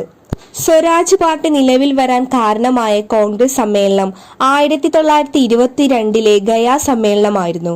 സ്വരാജ് പാർട്ടി രൂപീകൃതമായ വർഷം 1923 ജനുവരി 1. സ്വരാജ് പാർട്ടിയുടെ സ്ഥാപക നേതാക്കളാണ് CR ദാസ്, മോത്തിലാൽ നെഹ്റു. സ്വരാജ് പാർട്ടിയുടെ ആദ്യ സെക്രട്ടറിയാണ് മോത്തിലാൽ നെഹ്റു. കോൺഗ്രസ് ഖിലാഫത്ത് സ്വരാജ് പാർട്ടിയുടെ ആദ്യ പ്രസിഡന്റ് CR ദാസ് ആയിരുന്നു. സ്വരാജ് പാർട്ടിയുടെ ആദ്യത്തെ സമ്മേളനം നടന്നത് അലഹബാദിൽ വെച്ചാണ്. സ്വരാജ് പാർട്ടിയുടെ ആദ്യ സമ്മേളനം നടന്നത് അലഹബാദിൽ വെച്ചായിരുന്നു. 1925 സെൻട്രൽ ലെജിസ്ലേറ്റീവ് അസംബ്ലിയിലേക്ക് തിരഞ്ഞെടുക്കപ്പെട്ട സ്വരാജ് പാർട്ടിയിലെ പ്രമുഖ നേതാവാണ് വിത്തൽഭായ് പട്ടേൽ. 1925 സെൻട്രൽ ലെജിസ്ലേറ്റീവ് അസംബ്ലിയിലേക്ക് തിരഞ്ഞെടുക്കപ്പെട്ട സ്വരാജ് പാർട്ടിയിലെ പ്രമുഖ നേതാവാണ് വിത്തൽഭായ് പട്ടേൽ. ഇന്ത്യക്ക് ഒരു ഭരണഘടന എന്ന ആശയം മുന്നോട്ട് വെച്ച ആദ്യത്തെ രാഷ്ട്രീയ പാർട്ടിയാണ് സ്വരാജ് പാർട്ടി. ഇന്ത്യക്ക് ഒരു ഭരണഘടന എന്ന ആശയം മുന്നോട്ട് വെച്ച ആദ്യത്തെ രാഷ്ട്രീയ പാർട്ടിയായിരുന്നു സ്വരാജ് പാർട്ടി. പ്രവിശ്യകളിലെ ദ്വിഭരണത്തെക്കുറിച്ച് പഠിക്കാൻ നിയമിതമായ കമ്മിറ്റിയാണ് മുദിമാൻ കമ്മിറ്റി. പ്രവിശ്യകളിലെ ദ്വിഭരണത്തെക്കുറിച്ച് പഠിക്കാൻ നിയമിതമായ കമ്മിറ്റിയാണ് മുദിമാൻ കമ്മിറ്റി. മുദിമാൻ കമ്മിറ്റിയുടെ രൂപീകരണത്തിന് പിന്നിൽ പ്രവർത്തിച്ച പാർട്ടിയാണ് സ്വരാജ് പാർട്ടി. താഴെ കൊടുത്തിട്ടുള്ള തീയതികളിൽ എന്നാണ് ക്ഷേത്രപ്രവേശന വിളംബരം പുറപ്പെടുവിച്ചത്? Option A 1936 November 12. തിരുവിതാംകൂർ ക്ഷേത്രപ്രവേശന വിളംബരം പുറപ്പെടുവിച്ചത് തിരുവിതാംകൂർ രാജാവാണ് ശ്രീ ചിത്തിര തിരുനാൾ. തിരുവിതാംകൂറിലെ അവസാന ഭരണാധികാരിയായിരുന്നു ശ്രീ ചിത്തിര തിരുനാൾ. തിരുവിതാംകൂറിന്റെ വ്യാവസായികവൽക്കരണത്തിന്റെ പിതാവും അദ്ദേഹം തന്നെ. 1936 നവംബർ 12 ശ്രീ ചിത്തിര തിരുനാൾ ക്ഷേത്രപ്രവേശന വിളംബരം പുറപ്പെടുവിച്ചത്. ശ്രീ ചിത്തിര തിരുനാളിന്റെ പ്രശസ്തനായ ദിവാനായിരുന്നു CP രാമസ്വാമി അയ്യർ. തിരുക്കൊച്ചി സംസ്ഥാനത്തിന്റെ ആദ്യ രാജപ്രമുഖൻ അല്ലെങ്കിൽ ഗവർണർ എന്നിങ്ങനെ അറിയപ്പെട്ടിരുന്നത് ശ്രീ ചിത്തിര തിരുനാളായിരുന്നു. കേരളത്തിലെ ആദ്യ വന്യജീവി സങ്കേതമായ നെല്ലിക്കാംപെട്ടി ഗെയിം സാങ്ച്വറി സ്ഥാപിതമാകുമ്പോഴുള്ള തിരുവിതാംകൂർ രാജാവ്, കടൽ യാത്ര നടത്തിയ ആദ്യ തിരുവിതാംകൂർ രാജാവ്, പോപ്പിനെ സന്ദർശിച്ച ആദ്യ തിരുവിതാംകൂർ രാജാവ് എന്നീ പേരുകളിൽ അറിയപ്പെടുന്നത് ശ്രീ ചിത്തിര തിരുനാളാണ്. താഴെ പറയുന്നവയിൽ രാജാറാം മോഹൻ റോയുമായി ബന്ധമില്ലാത്തതേവ? സതി എന്ന ദുരാചാരത്തെ ശക്തമായി എതിർത്തു. ബ്രഹ്മസമാജം സ്ഥാപിച്ചു. സ്ത്രീകളുടെ പദവി ഉയർത്തുന്നതിനായി അവർക്ക് സ്വത്തിനുമേൽ അവകാശം നൽകണമെന്ന് വാദിച്ചു. ഒഡീഷയിൽ ജനിച്ചു. ഓപ്ഷൻ ബി 4 മാത്രമാണ് തെറ്റായിട്ടുള്ള ഓപ്ഷൻ. ഒഡീഷയിൽ ജനിച്ചു എന്നുള്ള സ്റ്റേറ്റ്മെന്റ് ആണ് തെറ്റായിട്ടുള്ളത്. ബാക്കി 3 സ്റ്റേറ്റ്മെന്റും രാജാറാം മോഹൻ റോയുമായി ബന്ധമുള്ളവയാണ്. രാജാറാം മോഹൻ റോയ് പശ്ചിമ ബംഗാളിലെ രാധാനഗറിലാണ് ജനിച്ചത്. ഇന്ത്യൻ നവോത്ഥാനത്തിന്റെ പിതാവ് എന്ന് രാജാറാം മോഹൻ റോയിയെ വിശേഷിപ്പിച്ചത് രവീന്ദ്രനാഥോ ടാഗോർ ആയിരുന്നു. ഇന്ത്യൻ മതപുനരുദ്ധാരണത്തിന്റെ അപ്പോസ്തലൻ എന്ന് രാജാറാം മോഹൻ റോയിയെ വിശേഷിപ്പിച്ചത് സുഭാഷ് ചന്ദ്രബോസ്. രാജാറാം മോഹൻ റോയ്ക്ക് രാജ എന്ന ബഹുമതി നൽകിയ മുഗൾ രാജാവാണ് അക്ബർ ഷാ രണ്ടാമൻ. രാജാറാം മോഹൻ റോയ്ക്ക് രാജ എന്ന ബഹുമതി നൽകിയ മുഗൾ രാജാവായിരുന്നു അക്ബർ ഷാ രണ്ടാമൻ. അക്ബർ ഷാ രണ്ടാമന്റെ പ്രതിനിധിയായാണ് രാജാറാം മോഹൻ റോയ് ഇംഗ്ലണ്ട് സന്ദർശിച്ചത്. ബ്രഹ്മസമാജ സ്ഥാപകനാണ് രാജാറാം മോഹൻ റോയ്. 1828 ഓഗസ്റ്റ് 20 ബ്രഹ്മസമാജം സ്ഥാപിക്കുന്നത്. ബ്രഹ്മസമാജം ആദ്യകാലങ്ങളിൽ അറിയപ്പെട്ടിരുന്നത് ബ്രഹ്മസഭ എന്നായിരുന്നു. രാജാറാം മോഹൻ റോയ് ബംഗാളി ഭാഷയിൽ ആരംഭിച്ച പത്രമാണ് സംവാദ് കൗമുദി. ഇന്ത്യൻ നവോത്ഥാനത്തിന്റെ പിതാവ്, ഇന്ത്യൻ ദേശീയ പത്രപ്രവർത്തനത്തിന്റെ സ്ഥാപകൻ, ഇന്ത്യൻ ആധുനിക വിദ്യാഭ്യാസത്തിന്റെ ആദ്യ പ്രവാചകൻ, ആധുനിക ഭാരതത്തിന്റെ ആദ്യ നവോത്ഥാന നായകൻ, ഇംഗ്ലണ്ട് സന്ദർശിച്ച ആദ്യ ഇന്ത്യക്കാരൻ, ഈസ്റ്റ് ഇന്ത്യ കമ്പനിയുടെ കീഴിൽ ഗുമസ്തനായി സേവനമനുഷ്ഠിച്ച നവോത്ഥാന നായകൻ എന്നീ പേരുകളിൽ അറിയപ്പെടുന്നത് രാജാറാം മോഹൻ റോയ് ആണ്. ജാതി സമ്പ്രദായമാണ് ഇന്ത്യക്കാർക്കിടയിലെ അനൈക്യത്തിന്റെ ഉറവിടമെന്നു പറഞ്ഞത് അദ്ദേഹമാണ്. തന്റെ ആശയങ്ങൾക്കുള്ള പ്രചരണാർത്ഥം രാജാറാം മോഹൻ റോയ് വില്യം ആഡംസിനൊപ്പം സ്ഥാപിച്ച സംഘടനയാണ് യുണൈറ്റഡ് അസോസിയേഷൻ. മഹത്തായ 2 വ്യവസ്ഥകളായ ഹൈന്ദവതയുടെയും ഇസ്ലാമികതയുടെയും കൂടിച്ചേരലാണ് നമ്മുടെ മാതൃരാജ്യത്തിന്റെ ഏക പ്രതീക്ഷ. ഇത് ആരുടെ വാക്കുകളാണ്? മഹത്തായ 2 വ്യവസ്ഥകളായ ഹൈന്ദവതയുടെയും ഇസ്ലാമികതയുടെയും കൂടിച്ചേരലാണ് നമ്മുടെ മാതൃരാജ്യത്തിന്റെ ഏക പ്രതീക്ഷ. സ്വാമി വിവേകാനന്ദന്റെ വാക്കുകളായിരുന്നു ഇവ. സ്വാമി വിവേകാനന്ദനുമായി കണക്ട് ചെയ്ത കുറച്ച് പോയിന്റ്സ് പറയാം. ഇന്ത്യൻ ദേശീയ പ്രസ്ഥാനത്തിന്റെ ആത്മീയ പിതാവ് എന്നറിയപ്പെട്ടിരുന്നത് സ്വാമി വിവേകാനന്ദനായിരുന്നു. ഇന്ത്യൻ ദേശീയ പ്രസ്ഥാനത്തിന്റെ ആത്മീയ പിതാവ് എന്നറിയപ്പെടുന്നത് വിവേകാനന്ദനായിരുന്നു. വിവേകാനന്ദനെ ഇങ്ങനെ വിശേഷിപ്പിച്ചത് നേതാജി സുഭാഷ് ചന്ദ്രബോസ് ആണ്. സ്വാമി വിവേകാനന്ദനെ ഇങ്ങനെ വിശേഷിപ്പിച്ചത് നേതാജി സുഭാഷ് ചന്ദ്രബോസ് ആയിരുന്നു. PSC എപ്പോഴും റിപ്പീറ്റ് ചെയ്യുന്ന വിവേകാനന്ദന്റെ കുറച്ച് കോഡ്സ് കൂടെ പറഞ്ഞു തരാം. കേരളത്തെ ഭ്രാന്താലയം എന്ന് വിശേഷിപ്പിച്ച വ്യക്തിയാണ് സ്വാമി വിവേകാനന്ദൻ. കേരളത്തെ ഭ്രാന്താലയം എന്ന് വിശേഷിപ്പിച്ച വ്യക്തിയാണ് സ്വാമി വിവേകാനന്ദൻ. ഗീതയിലേക്ക് മടങ്ങാൻ, ഗോ ബാക്ക് ടു ഗീത എന്ന് ആഹ്വാനം ചെയ്ത വ്യക്തിയാണ് സ്വാമി വിവേകാനന്ദൻ.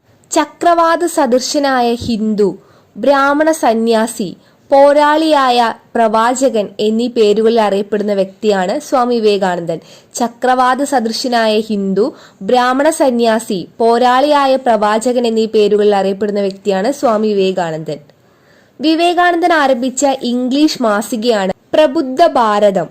വിവേകാനന്ദൻ ആരംഭിച്ച ബംഗാളി മാസികയാണ് ഉദ്ബോധൻ. സ്വാമി വിവേകാനന്ദൻ ആരംഭിച്ച ഇംഗ്ലീഷ് മാസിക പ്രബുദ്ധ ഭാരതവും വിവേകാനന്ദൻ ആരംഭിച്ച ബംഗാളി മാസിക ഉദ്ബോധൻ. വിവേകാനന്ദ പ്രതിമ സ്ഥിതി ചെയ്യുന്ന സ്ഥലമാണ് കന്യാകുമാരി. വിവേകാനന്ദ പ്രതിമ സ്ഥിതി ചെയ്യുന്നത് കന്യാകുമാരിയിലാണ്. കേരള വിവേകാനന്ദൻ എന്നറിയപ്പെടുന്ന വ്യക്തിയാണ് ആഗമാനന്ദ സ്വാമികൾ. കേരള വിവേകാനന്ദൻ എന്നറിയപ്പെടുന്ന വ്യക്തിയാണ് ആഗമാനന്ദ സ്വാമികൾ. ശ്രീരാമകൃഷ്ണ മിഷന്റെ കേരളത്തിലെ സജീവ പ്രവർത്തകനായ നവോത്ഥാന നായകൻ കൂടിയാണ് ആഗമാനന്ദ സ്വാമികൾ. സെക്കൻഡ് ക്വസ്റ്റ്യൻ നോക്കാം. കുളച്ചൽ യുദ്ധത്തിൽ ഡച്ചുകാരെ പരാജയപ്പെടുത്തിയ തിരുവിതാംകൂർ ഭരണാധികാരി ആരായിരുന്നു? കുളച്ചൽ യുദ്ധത്തിൽ ഡച്ചുകാരെ പരാജയപ്പെടുത്തിയ തിരുവിതാംകൂർ ഭരണാധികാരിയാണ് മാർത്താണ്ഡവർമ്മ. അനിഴം തിരുനാൾ മാർത്താണ്ഡവർമ്മയാണ് ഡച്ചുകാരെ കുളച്ചൽ യുദ്ധത്തിൽ പരാജയപ്പെടുത്തിയത്. ചരിത്രത്തിൽ ആദ്യമായി ഒരു യൂറോപ്യൻ ശക്തി ഇന്ത്യൻ ഭരണാധികാരിയുടെ മുന്നിൽ പരാജയപ്പെടുന്നത് കുളച്ചൽ യുദ്ധത്തിലായിരുന്നു. 1741 ഓഗസ്റ്റ് 10 കുളച്ചൽ യുദ്ധം നടന്നത്. 1741 ഓഗസ്റ്റ് 10. PSC ഒരുപാട് തവണ റിപ്പീറ്റ് ചെയ്ത ക്വസ്റ്റ്യൻ ആണ്. 1741 ഓഗസ്റ്റ് 10 കുളച്ചൽ യുദ്ധം നടന്നത്. കുളച്ചൽ യുദ്ധത്തിൽ ഏറ്റുമുട്ടിയത് മാർത്താണ്ഡവർമ്മയും ഡച്ചുകാരുമായിരുന്നു. കുളച്ചൽ യുദ്ധത്തിൽ മാർത്താണ്ഡവർമ്മ ഡച്ചുകാരെ പരാജയപ്പെടുത്തി. കുളച്ചൽ എന്ന സ്ഥലം ഇന്ന് സ്ഥിതി ചെയ്യുന്നത് തമിഴ്നാട്ടിലെ കന്യാകുമാരി ജില്ലയിലാണ്. തമിഴ്നാട്ടിലെ കന്യാകുമാരി ജില്ലയിലാണ് കുളച്ചൽ എന്ന സ്ഥലം ഇപ്പോൾ സ്ഥിതി ചെയ്യുന്നത്. മാർത്താണ്ഡവർമ്മയ്ക്ക് മുന്നിൽ കീഴടങ്ങിയ ഡച്ച് സൈന്യാധിപനായിരുന്നു ഡിലനോയ്. മാർത്താണ്ഡവർമ്മയ്ക്ക് മുന്നിൽ കീഴടങ്ങിയ ഡച്ച് സൈന്യാധിപനായിരുന്നു ഡിലനോയ്. തിരുവിതാംകൂറിന്റെ വലിയ കപ്പിത്താൻ എന്നറിയപ്പെടുന്ന ഡച്ച് ഭരണാധികാരി ഡിലനോയ് ആണ്. ആധുനിക തിരുവിതാംകൂറിന്റെ ഉരുക്കു മനുഷ്യൻ എന്നറിയപ്പെടുന്നത് മാർത്താണ്ഡവർമ്മയാണ്. ആധുനിക തിരുവിതാംകൂറിന്റെ സ്ഥാപകൻ, ആധുനിക തിരുവിതാംകൂറിന്റെ ഉരുക്കു മനുഷ്യൻ എന്ന പേരുകളിൽ അറിയപ്പെടുന്നത് മാർത്താണ്ഡവർമ്മയാണ്. കായംകുളത്തെ ശ്രീകൃഷ്ണപുരം കൊട്ടാരത്തിലെ ഗജേന്ദ്രമോക്ഷം ചുമർ ചിത്രം പണി കഴിപ്പിച്ച തിരുവിതാംകൂർ രാജാവ് മാർത്താണ്ഡവർമ്മയാണ്.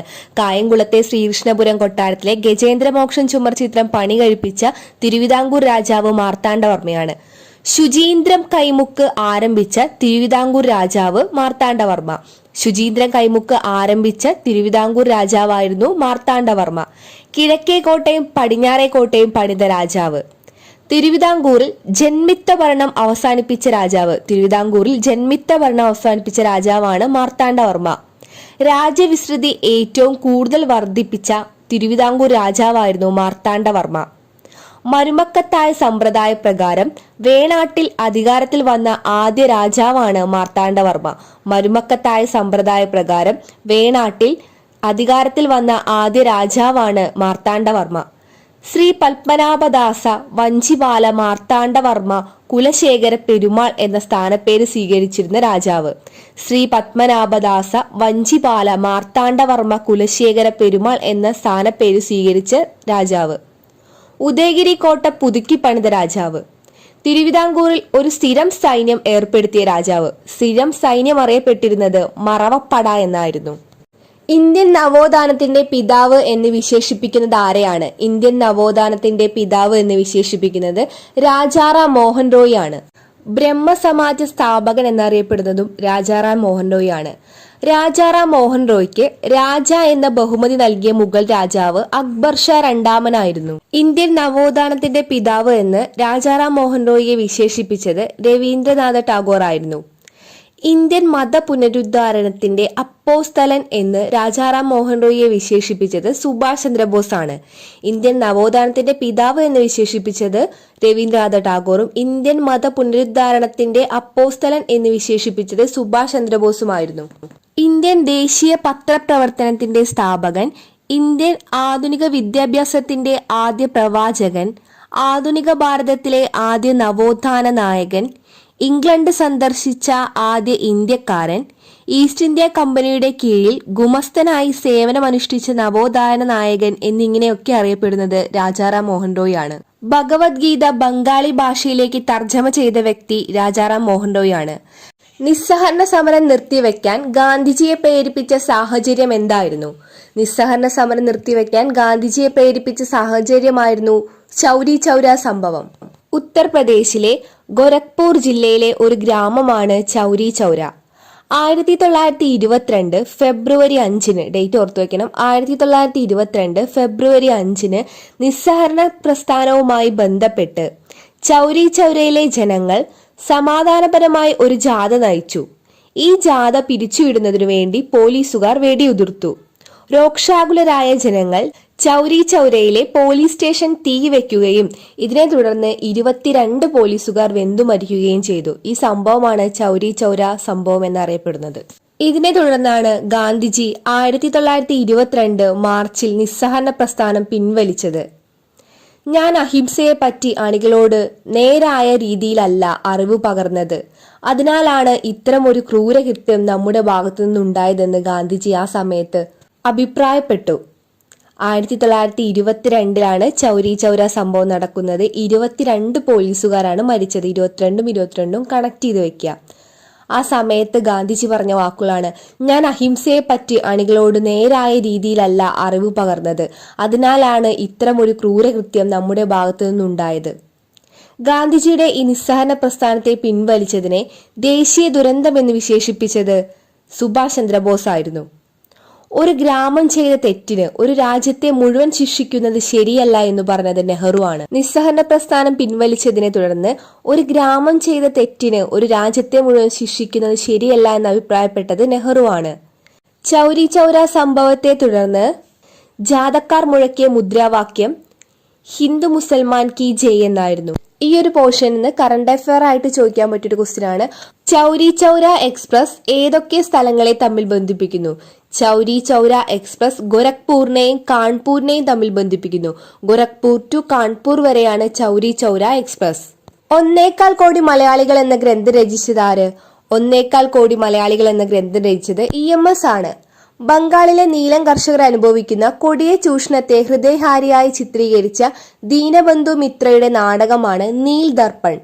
ബംഗാളിലെ നീലം കർഷകർ അനുഭവിച്ച കൊടിയ ചൂഷണത്തെ ഹൃദയഹാരിയായി ചിത്രീകരിച്ച ദീനബന്ധു മിത്രയുടെ നാടകം നീൽ ദർപ്പൺ എന്നറിയപ്പെടുന്നു. ഏത് സാമ്രാജ്യത്തിന്റെ തലസ്ഥാനമായിരുന്നു ഹംപി? ഹംപി വിജയനഗര സാമ്രാജ്യത്തിന്റെ തലസ്ഥാനമായിരുന്നു. സാധുജന പരിപാലന സംഘത്തിന്റെ സ്ഥാപകൻ അയ്യങ്കാളി. സാധുജന പരിപാലന സംഘത്തിന്റെ സ്ഥാപകനാണ് അയ്യങ്കാളി. ഗാന്ധിജിയും അരാജകത്വവും എന്ന കൃതി ആരുടേതാണ്? ഗാന്ധിജിയും അരാജകത്വവും എന്ന കൃതി രചിച്ചത് ചേറ്റൂർ ശങ്കരൻ നായർ ആണ്. ഗാന്ധിജിയും അരാജകത്വവും എന്ന കൃതി രചിച്ചത് ചേറ്റൂർ ശങ്കരൻ നായർ. തിരുവിതാംകൂർ സ്റ്റേറ്റ് കോൺഗ്രസിന്റെ ആദ്യ അധ്യക്ഷൻ ആരായിരുന്നു? തിരുവിതാംകൂർ സ്റ്റേറ്റ് കോൺഗ്രസിന്റെ ആദ്യ അധ്യക്ഷൻ പട്ടം താണുപിള്ളയാണ്. പട്ടം താണുപിള്ളയാണ് തിരുവിതാംകൂർ സ്റ്റേറ്റ് കോൺഗ്രസിന്റെ ആദ്യ അധ്യക്ഷൻ. ചാന്നാർ കലാപത്തിന്റെ ലക്ഷ്യം എന്തായിരുന്നു? ചാന്നാർ കലാപത്തിന്റെ ലക്ഷ്യം മാറുമറിക്കാനുള്ള അവകാശമായിരുന്നു. മാറുമറിക്കാനുള്ള അവകാശമാണ് 1822 മുതൽ 1859 വരെ നീണ്ടുനിന്ന ചാന്നാർ കലാപത്തിന്റെ ലക്ഷ്യം. താഴെ പറയുന്നവയിൽ പണ്ഡിറ്റ് KP കറുപ്പൻ സ്ഥാപിച്ച പ്രസ്ഥാനം ഏതാണ്? താഴെ പറയുന്നവയിൽ പണ്ഡിറ്റ് KP കറുപ്പൻ ആരംഭിച്ച പ്രസ്ഥാനം ഏതാണ്? അരയ സമാജം. അരയ സമാജമാണ് പണ്ഡിറ്റ് KP കറുപ്പൻ സ്ഥാപിച്ച പ്രസ്ഥാനം. തിരുവിതാംകൂറിൽ വിദ്യാഭ്യാസം സർക്കാർ ചെലവിൽ നൽകണം എന്ന് വിളംബരം ചെയ്ത മഹാറാണി ആര്? തിരുവിതാംകൂറിൽ വിദ്യാഭ്യാസം സർക്കാർ ചെലവിൽ നൽകണം എന്ന് വിളംബരം ചെയ്ത മഹാറാണിയാണ് മഹാറാണി ഗൗരി പാർവതിബായ്. തിരുവിതാംകൂറിലെ ആദ്യത്തെ മുഴുവൻ സമയ റീജന്റ് ഭരണാധികാരിയായിരുന്നു റാണി Gauri Parvathibai. 1816 London mission society പ്രവർത്തനം ആരംഭിച്ചപ്പോൾ തിരുവിതാംകൂർ ഭരണാധികാരി റാണി ഗൗരി പാർവതിബായ് ആയിരുന്നു. 1817 വിദ്യാലയങ്ങൾ സർക്കാർ ഏറ്റെടുത്തു. വിദ്യാഭ്യാസം ഗവൺമെന്റിന്റെ ഉത്തരവാദിത്തമാണെന്നും പ്രഖ്യാപിച്ചു. തിരുവിതാംകൂറിൽ മരാമത്ത് വകുപ്പ് സ്ഥാപിച്ചതും റാണി ഗൗരി പാർവതിബായ് ആയിരുന്നു. ജാതി പദവി ഭേദമില്ലാതെ എല്ലാവർക്കും വീട് ഓലമേയാനുള്ള അവകാശം നൽകിയ തിരുവിതാംകൂർ ഭരണാധികാരി.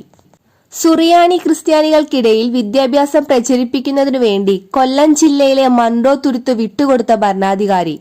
ക്രൈസ്തവർക്ക് പള്ളികൾ കെട്ടുന്നതിനുള്ള സ്ഥലവും വില ഈടാക്കാതെ തടിയും വിട്ടുകൊടുത്തു. കേരളത്തിലെ വിദ്യാഭ്യാസ രംഗത്ത് പ്രവർത്തിച്ച ക്രിസ്ത്യൻ മിഷണറി സംഘമായ ബേസൽ ഇവാഞ്ചലിക്കൽ മിഷൻ താഴെ പറയുന്നവയിൽ ഏതു ഭാഗം കേന്ദ്രീകരിച്ചാണ് പ്രവർത്തനം നടത്തിയത്? മലബാർ. കേരളത്തിൽ വിദ്യാഭ്യാസ രംഗത്ത് പ്രവർത്തിച്ച ക്രിസ്ത്യൻ മിഷണറി സംഘമായ ബേസൽ ഇവാഞ്ചലിക്കൽ മിഷൻ മലബാറിനെ കേന്ദ്രീകരിച്ചായിരുന്നു പ്രവർത്തനം നടത്തിയത്. ഐക്യ കേരളത്തിലെ ആദ്യത്തെ നിയമസഭാ സമ്മേളനം നടന്നതെന്ന്? ഐക്യ കേരളത്തിലെ ആദ്യത്തെ നിയമസഭാ സമ്മേളനം നടന്നത് 1957 ഏപ്രിൽ 27. 57 കണക്ട് ചെയ്ത് വെക്കുക. 1957 ഏപ്രിൽ 27 ഐക്യ കേരളത്തിലെ ആദ്യത്തെ നിയമസഭാ സമ്മേളനം നടന്നത്. ഗാന്ധിജിയുടെ നേതൃത്വത്തിൽ ബ്രിട്ടീഷുകാർക്കെതിരെ ഇന്ത്യയിൽ നടന്ന ആദ്യ സമരം ഏതാണ്? ഗാന്ധിജിയുടെ നേതൃത്വത്തിൽ ബ്രിട്ടീഷുകാർക്കെതിരെ ഇന്ത്യയിൽ നടന്ന ആദ്യ സമരമാണ് ചമ്പാരൻ കർഷക സമരം. നീലം കർഷകരുടെ യാതനകളുമായി ബന്ധപ്പെട്ട് ബീഹാറിൽ നടന്ന പ്രക്ഷോഭമാണ് ചമ്പാരൻ സത്യാഗ്രഹം. ഗാന്ധിജിയുടെ നേതൃത്വത്തിൽ ഇന്ത്യയിൽ വെച്ച് നടന്ന ആദ്യത്തെ സത്യാഗ്രഹമാണ്. ഗാന്ധിജിയുടെ നിർദ്ദേശപ്രകാരം 1916 ലക്നൌ INC സമ്മേളനത്തിൽ നീലം കർഷകരുടെ പ്രശ്നങ്ങളെക്കുറിച്ച് പ്രമേയം അവതരിപ്പിച്ച വ്യക്തിയായിരുന്നു ബ്രിജ് കിഷോർ ശർമ്മ. ഗാന്ധിജിയുടെ ഇടപെടൽ മൂലം കെട്ടിക്കിടക്കുന്ന നീലം ബ്രിട്ടീഷുകാർ ഏറ്റെടുക്കാമെന്ന വ്യവസ്ഥയിൽ സത്യാഗ്രഹം അവസാനിപ്പിച്ചു. 1917 ചമ്പാരൻ കർഷക സമരം ആരംഭിക്കുന്നത്. ദ ചമ്പാരൻ സത്യാഗ്രഹ എന്ന കൃതി എഴുതിയത് ഡോക്ടർ രാജേന്ദ്ര പ്രസാദ് ആയിരുന്നു. താഴെ പറയുന്നവയിൽ സത്യശോധക് സമാജത്തിന് നേതൃത്വം കൊടുത്ത സാമൂഹ്യ പരിഷ്കർത്താവ് ആര്? ജ്യോതിറാവ് ഫൂലെയാണ് സത്യശോധക് സമാജത്തിന്റെ സ്ഥാപകൻ. സത്യശോധക് സമാജം സ്ഥാപിതമായ വർഷമാണ് 1873. 1873 പൂനെയിലാണ് സത്യശോധക് സമാജ് സ്ഥാപിതമായത്. ജ്യോതിറാവു ഫുലെയുടെ പ്രശസ്തമായ പുസ്തകമാണ് ഗുലാംഗിരി. സത്യശോധക് സമാജിന്റെ കാഴ്ചപ്പാടുകൾ പ്രസിദ്ധീകരിച്ച പത്രമാണ് ദീനബന്ധു. പൂനെയിൽ അച്ചടിച്ചിറക്കിയ സത്യശോധക് സമാജിന്റെ കാഴ്ചപ്പാടുകൾ പ്രസിദ്ധീകരിച്ച പത്രമായിരുന്നു ദീനബന്ധു. ജ്യോതിറാവ് ഫുലെയുടെ പ്രസിദ്ധമായ 2 പുസ്തകങ്ങളാണ് ഗുലാംഗിരിയും ഇഷാരയും. ഗുലാംഗിരി എന്ന വാക്കിനർത്ഥം അടിമത്തം എന്നാണ്. ഗുലാംഗിരി, ഇഷാര ജ്യോതിറാവ് ഫുലെയുടെ പ്രധാനപ്പെട്ട പുസ്തകങ്ങളാണ്. ദേശീയ സ്വാതന്ത്ര്യ സമരകാലത്ത് വന്ദേമാതരം എന്ന പത്രത്തിന് നേതൃത്വം നൽകിയതാര്? ദേശീയ സ്വാതന്ത്ര്യ സമരകാലത്ത് വന്ദേമാതരം എന്ന പത്രത്തിന് നേതൃത്വം നൽകിയതാര്? ഓപ്ഷൻ എ, ലാലാ ലജ്പത് റായ് ആണ് വന്ദേമാതരം എന്ന പത്രത്തിന് നേതൃത്വം നൽകിയത്. ആര്യ സമാജവുമായി ബന്ധപ്പെട്ട് ലാലാ ലജ്പത് റായിയുടെ പ്രബന്ധമാണ് ആര്യ ഗസറ്റ്. ലാലാ ലജ്പത് റായിയുടെ പ്രധാന കൃതികളാണ് അൺഹാപ്പി ഇന്ത്യ, ഇംഗ്ലണ്ട് ഡെപ്റ്റ് to India, the message of the Bhagavad Gita. Unhappy India, England ഡെപ്റ്റ് to India, the message of the Bhagavad Gita. എന്റെ ശരീരത്തെ ഏൽക്കുന്ന ഓരോ അടിയും ബ്രിട്ടീഷ് സാമ്രാജ്യത്വത്തിന്റെ ശവപ്പെട്ടിയിലെ ആണികളായി മാറും എന്ന് അഭിപ്രായപ്പെട്ടത് ലാലാ ലജ്പത് റായ് ആണ്. പഞ്ചാബ് സിംഹം, പഞ്ചാബ് കേസരി എന്നീ പേരുകളിലും അദ്ദേഹം അറിയപ്പെടുന്നു. പഞ്ചാബ് നാഷണൽ ബാങ്കിന്റെ സ്ഥാപകനായ സ്വാതന്ത്ര്യ സമര സേനാനിയാണ് ലാലാ ലജ്പത് റായ്. 1920 കൊൽക്കത്തയിൽ നടന്ന പ്രത്യേക കോൺഗ്രസ് സമ്മേളനത്തിന്റെ അധ്യക്ഷനും ലാലാ ലജ്പത് റായ് ആയിരുന്നു. പത്രങ്ങളും അവയുടെ സ്ഥാപകരും: Harijan, young India, Navajivan, Indian opinion. Mahatma Gandhi. Harijan, young India, Navajivan, Indian opinion എന്നീ പത്രങ്ങൾ മഹാത്മാഗാന്ധിയുടേതായിരുന്നു. സംവാദ് കൗമുദി, മിറാദുൽ അക്ബർ, രാജാറാം മോഹൻ റോയ്. സംവാദ് കൗമുദി, മിറാദുൽ അക്ബർ, രാജാറാം മോഹൻ റോയ്. മറാത്ത കേസരി എന്നീ പത്രങ്ങൾ Balagangadhara തിലകിന്റേതായിരുന്നു. Maratha Kesari, Balagangadhara Tilak. New India, commonweal, Annie Besant. New India, commonweal, Annie Besant.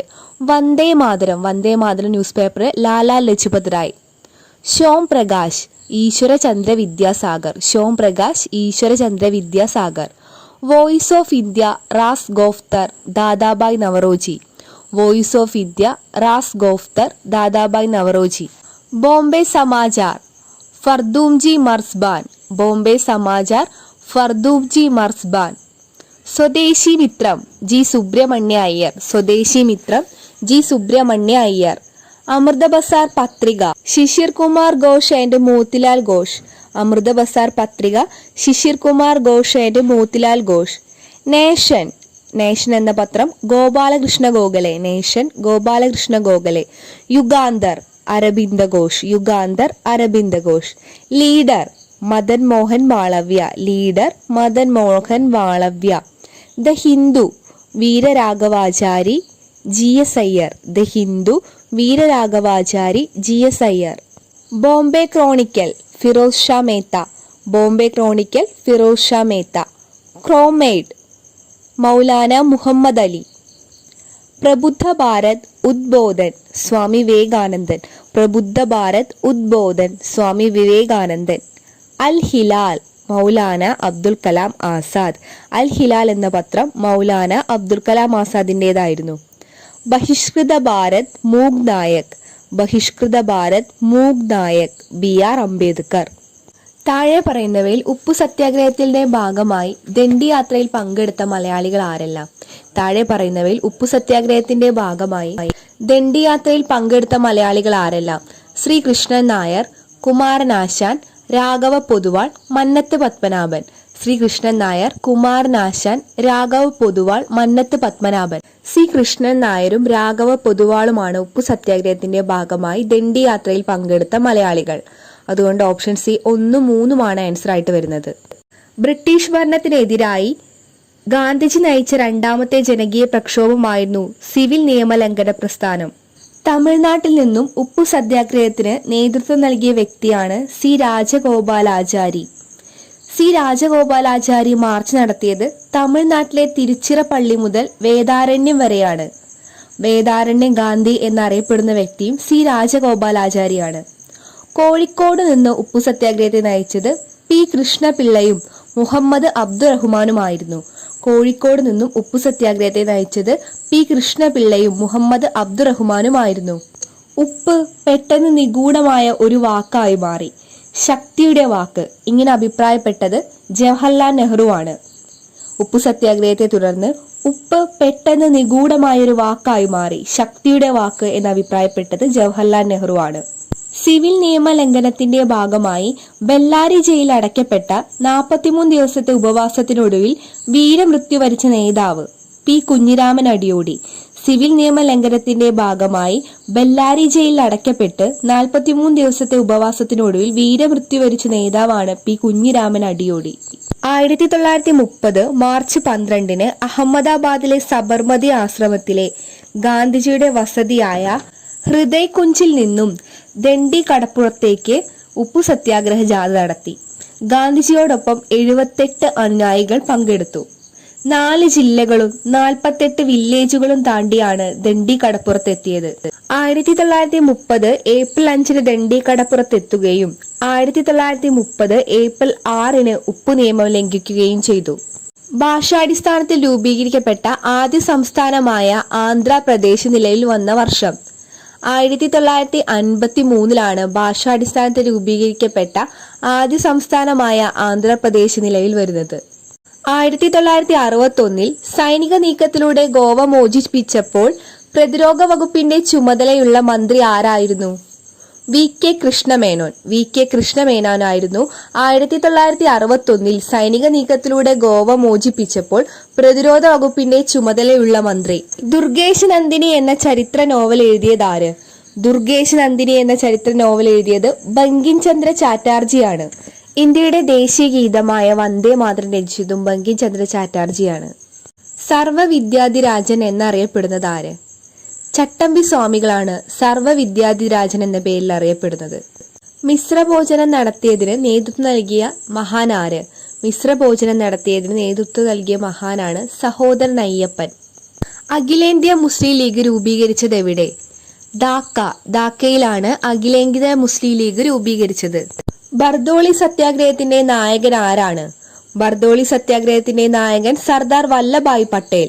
ഭൂനികുതി വർധനവിനെതിരെ ഗുജറാത്തിലെ കർഷകർ നടത്തിയ സമരമാണ് ബർദോളി പ്രക്ഷോഭം.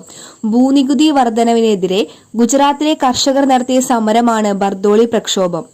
ബർദോളി സത്യാഗ്രഹം നടന്ന വർഷം 1928. ബർദോളി സത്യാഗ്രഹത്തിന് നേതൃത്വം നൽകിയത് സർദാർ വല്ലഭായ് പട്ടേലാണ്. ബർദോളി ഗാന്ധി എന്നറിയപ്പെടുന്നതും അദ്ദേഹം തന്നെ. ബർദോളി സത്യാഗ്രഹത്തിന് വല്ലഭായ് പട്ടേൽ നൽകിയ നേതൃത്വത്തെ അനുസ്മരിച്ച് ഗാന്ധിജി അദ്ദേഹത്തിന് നൽകിയ സ്ഥാനപ്പേരാണ് സർദാർ.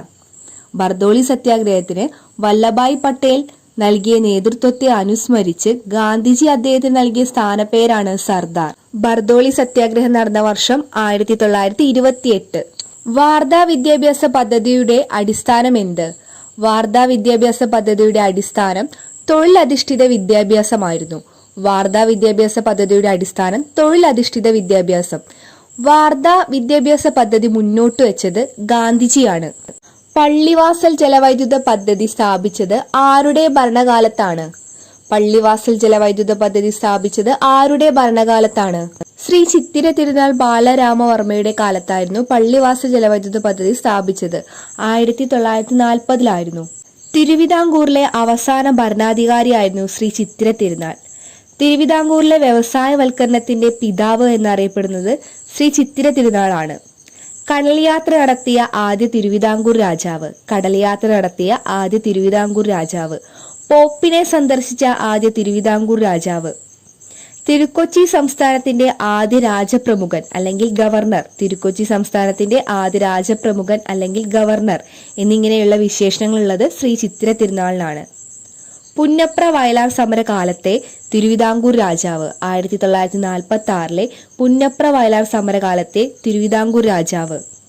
തിരുവിതാംകൂറിൽ പ്രായപൂർത്തി വോട്ടവകാശം ഏർപ്പെടുത്തിയ രാജാവ്. താഴെ പറയുന്നവയിൽ ആരാണ് കുഞ്ഞാലി മരയ്ക്കാർ? സാമൂതിരിയുടെ നാവിക തലവനാണ് കുഞ്ഞാലി മരയ്ക്കാർ. സാമൂതിരിയുടെ നാവിക സൈന്യത്തിന്റെ മേധാവിത്വം വഹിച്ചിരുന്നത് കുഞ്ഞാലി മരയ്ക്കാറാണ്. മരയ്ക്കാർ എന്ന സ്ഥാനപ്പേര് നൽകിയത് സാമൂതിരി തന്നെയായിരുന്നു. കുഞ്ഞാലി മരയ്ക്കാമാരുടെ ആസ്ഥാനം കോട്ടക്കലാണ്. കോട്ടക്കലെ പുതുപ്പണം കോട്ടയിലായിരുന്നു കുഞ്ഞാലി മരയ്ക്കാരുടെ ആസ്ഥാനം. കുഞ്ഞാലി മരയ്ക്കാമാർ 4 പേരായിരുന്നു. ഒന്നാമൻ കുട്ടി അഹമ്മദ് അലി, രണ്ടാമൻ കുട്ടി പോക്കർ അലി, മൂന്നാമൻ പട്ടുമരയ്ക്കാർ. കുഞ്ഞാലി മരയ്ക്കാറിന്റെ 4ാമനാണ് മുഹമ്മദ് അലി മരയ്ക്കാർ. ഇവരിൽ ഏറ്റവും പ്രധാനിയായിരുന്നത് കുഞ്ഞാലി 3ാമനായിരുന്നു, പട്ടുമരയ്ക്കാർ. കുട്ടി അഹമ്മദ് അലിയുടെ സമരതന്ത്രം അറിയപ്പെട്ടിരുന്നത് അടിച്ചിട്ടു കടന്നുകളയുക എന്നതായിരുന്നു. സാമൂതിരിയിൽ നിന്നും പുതുപ്പണത്ത് ഒരു കോട്ടയും പാണ്ഡകശാലയും നിർമ്മിക്കാൻ അനുമതി നേടിയത് കുഞ്ഞാലി 3ാമനായിരുന്നു. സാമൂതിരിയുടെ കണ്ടത്തിലേക്ക് നീട്ടിയ പീരങ്കി എന്നറിയപ്പെടുന്ന കോട്ടയായിരുന്നു ചാലിയം കോട്ട. സാമൂതിരിയിൽ നിന്നും AD 1571 ചാലിയം കോട്ട പിടിച്ചെടുക്കുകയും പോർച്ചുഗീസ് ആധിപത്യത്തിന്റെ തകർച്ചയ്ക്ക് തുടക്കം കുറിക്കുകയും ചെയ്തത് കുഞ്ഞാലി മരയ്ക്കാർ 3ാമനായിരുന്നു. AD 1571 ചാലിയം കോട്ട പിടിച്ചെടുക്കുകയും പോർച്ചുഗീസ് ആധിപത്യത്തിന്റെ തകർച്ചയ്ക്ക് തുടക്കം കുറിക്കുകയും ചെയ്തത് കുഞ്ഞാലി മരയ്ക്കാർ 3ാമനായിരുന്നു. കുഞ്ഞാലി മരയ്ക്കാർ മ്യൂസിയം സ്ഥിതി ചെയ്യുന്നത് ഇരിങ്ങലാണ്. വടകരയിലെ ഇരിങ്ങലാണ് കുഞ്ഞാലി മരയ്ക്കാർ മ്യൂസിയം സ്ഥിതി ചെയ്യുന്നത്. ഭഗത് സിംഗിനെ തൂക്കിലേറ്റിയത് എവിടെയായിരുന്നു? ഭഗത് സിംഗിനെ തൂക്കിലേറ്റിയത് ലാഹോർ സെൻട്രൽ ജയിലിലാണ് ഭഗത് സിംഗിനെ തൂക്കിലേറ്റിയത്. ഒന്നാം സ്വാതന്ത്ര്യ സമരം പൊട്ടിപ്പുറപ്പെട്ടത് എവിടെയായിരുന്നു? ഒന്നാം സ്വാതന്ത്ര്യ സമരം പൊട്ടിപ്പുറപ്പെട്ടത് മീററ്റിലായിരുന്നു. ഇന്ത്യയുടെ ഒന്നാം സ്വാതന്ത്ര്യ സമരം അറിയപ്പെടുന്നത് 1857 വിപ്ലവം എന്നാണ്. ബ്രിട്ടീഷ് സൈന്യത്തിൽപ്പെട്ട ഇന്ത്യക്കാർ അറിയപ്പെട്ടിരുന്നത് ശിപായികൾ എന്നായിരുന്നു. അതുകൊണ്ട് 1857 കലാപത്തെ ബ്രിട്ടീഷ് ചരിത്രകാരന്മാർ വിളിച്ചത് ശിപ്പായി ലഹള എന്നായിരുന്നു. ഉത്തർപ്രദേശിലെ മീററ്റിലെ പട്ടാള താവളത്തിലെ ശിപായികൾ കലാപം ആരംഭിച്ചത് ഒന്നാം സ്വാതന്ത്ര്യ സമരം ആരംഭിച്ചത് 1857 മെയ് 10 ഒന്നാം സ്വാതന്ത്ര്യ സമരം ഉണ്ടാകുന്നതിനിടയായ കാരണങ്ങൾ സൈനികർക്ക് പുതുതായി നൽകിയ എൻഫീൽഡ് തോക്കുകളിൽ ഉപയോഗിക്കുന്ന തിരകളിൽ പശുവിന്റെയും പന്നിയുടെയും കൊഴുപ്പ് ഉപയോഗിച്ചത്, തുച്ഛമായ ശമ്പളം, ബ്രിട്ടീഷ് ഉദ്യോഗസ്ഥരിൽ നിന്ന് നേരിടേണ്ടി വന്ന അവഹേളനം ഇവയായിരുന്നു സമരത്തിനിടയാക്കിയ കാരണങ്ങൾ. 1857 കലാപത്തിന്റെ പൊതു സവിശേഷതകൾ: ബ്രിട്ടീഷുകാരുടെ വസതികൾ തകർക്കുക, വിദേശീയരുടെ സമ്പത്ത് കൈവശപ്പെടുത്തുക, ബ്രിട്ടീഷ് സ്ഥാപനങ്ങൾ തകർക്കുക, ട്രഷറികൾ കൊള്ളയടിക്കുക, ജയിലുകൾ തകർക്കുക, റെയിൽവേ ലൈനുകളും ഫാക്ടറികളും തകർക്കുക എന്നതായിരുന്നു. കലാപം ആരംഭിക്കുന്നതിന് ശിപായികൾ സ്വീകരിച്ച മാർഗം വെടിമുഴക്കവും ബ്യൂഗിളിന്റെ ശബ്ദവുമായിരുന്നു. കലാപകാരികളുടെ പ്രധാന മുദ്രാവാക്യം സംഘടിക്കുക, ഉണരുക, വിദേശികളെ പുറത്താക്കുക. കലാപകാരികളുടെ പ്രധാന മുദ്രാവാക്യമായിരുന്നു സംഘടിക്കുക, ഉണരുക, വിദേശികളെ പുറത്താക്കുക. ഒന്നാം സ്വാതന്ത്ര്യ സമരത്തിന്റെ ആദ്യ രക്തസാക്ഷി മംഗൾ പാണ്ഡെ ആയിരുന്നു.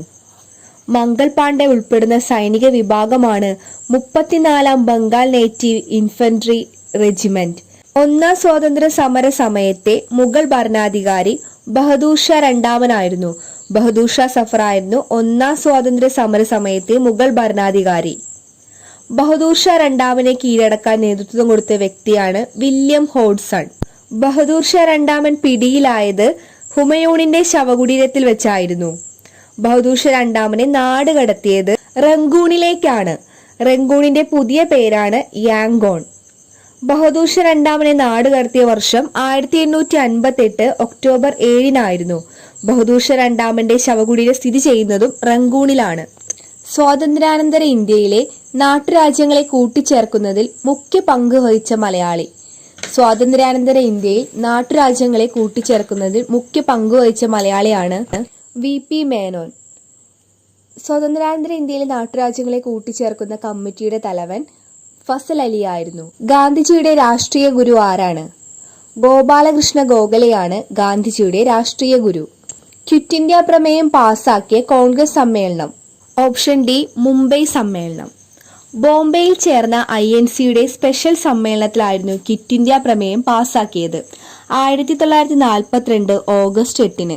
1942 മെയ് മാസത്തിൽ ബ്രിട്ടീഷുകാർ ഇന്ത്യ വിടാൻ തയ്യാറല്ലെങ്കിൽ നിയമലംഘന സമരം പുനരാരംഭിക്കുമെന്ന് ഗാന്ധിജി മുന്നറിയിപ്പ് നൽകി.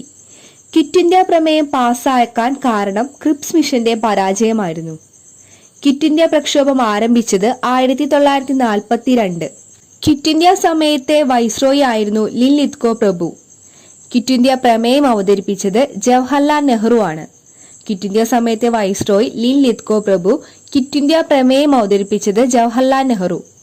ക്വിറ്റ് ഇന്ത്യ എന്ന വാക്ക് ആദ്യമായി ഉപയോഗിച്ചത് യൂസഫ് മെഹ്റലി ആയിരുന്നു. ക്വിറ്റ് ഇന്ത്യ എന്ന വാക്ക് ആദ്യമായി ഉപയോഗിച്ചത് യൂസഫ് മെഹ്റലി ആയിരുന്നു. ക്വിറ്റ് ഇന്ത്യ പ്രമേയം പാസാക്കപ്പെട്ട സ്ഥലം ബോംബെയിലെ ഗോവാലിയ ടാങ് മൈതാനമായിരുന്നു. ഗോവാലിയ ടാങ് മൈതാനം ഇപ്പോൾ അറിയപ്പെടുന്നത് ഓഗസ്റ്റ് ക്രാന്തി മൈതാനം എന്നാണ്.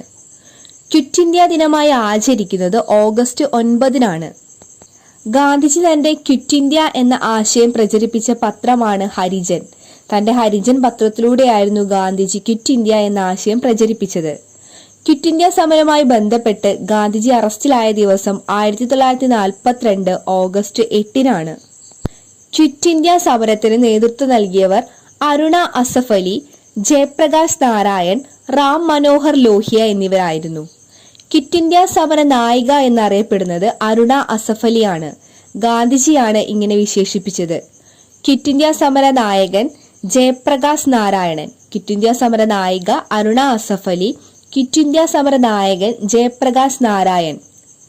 ക്വിറ്റ് ഇന്ത്യ സമര അനുയായികൾക്ക് ഗാന്ധിജി നൽകിയ മുദ്രാവാക്യമാണ് പ്രവർത്തിക്കുക അല്ലെങ്കിൽ മരിക്കുക. ക്വിറ്റ് ഇന്ത്യ സമരകാലത്ത് മുസ്ലിം ലീഗുകാർ ഉയർത്തിയ മുദ്രാവാക്യമാണ് വിഭജിക്കുക, പുറത്തു പോവുക, ഡിവൈഡ് ആൻഡ് ക്വിറ്റ്, വിഭജിക്കുക, പുറത്തു പോവുക. ക്വിറ്റ് ഇന്ത്യ സമരവുമായി ബന്ധപ്പെട്ട് മലബാറിൽ നടന്ന പ്രക്ഷോഭമായിരുന്നു Keezhariyur bomb case. Quit India സമരകാലത്തെ കോൺഗ്രസ് പ്രസിഡന്റ് മൗലാന അബ്ദുൽ കലാം ആസാദ് ആയിരുന്നു. ഇന്ത്യൻ സ്വാതന്ത്ര്യ സമര ചരിത്രത്തിലെ അവസാനത്തെ ബഹുജന മുന്നേറ്റമാണ് ക്വിറ്റ് ഇന്ത്യ പ്രക്ഷോഭം. ഇന്ത്യൻ സ്വാതന്ത്ര്യ സമര ചരിത്രത്തിലെ അവസാനത്തെ ബഹുജന മുന്നേറ്റമായിരുന്നു ക്വിറ്റ് ഇന്ത്യ പ്രക്ഷോഭം. 1857 വിപ്ലവം പോലെ ഏറ്റവും ഗുരുതരമായ ഒരു വിപ്ലവം എന്ന് ക്വിറ്റ് ഇന്ത്യ പ്രക്ഷോഭത്തെ വിശേഷിപ്പിച്ച വൈസ്രോയിയാണ് ലിൻലിത്കോ പ്രഭു.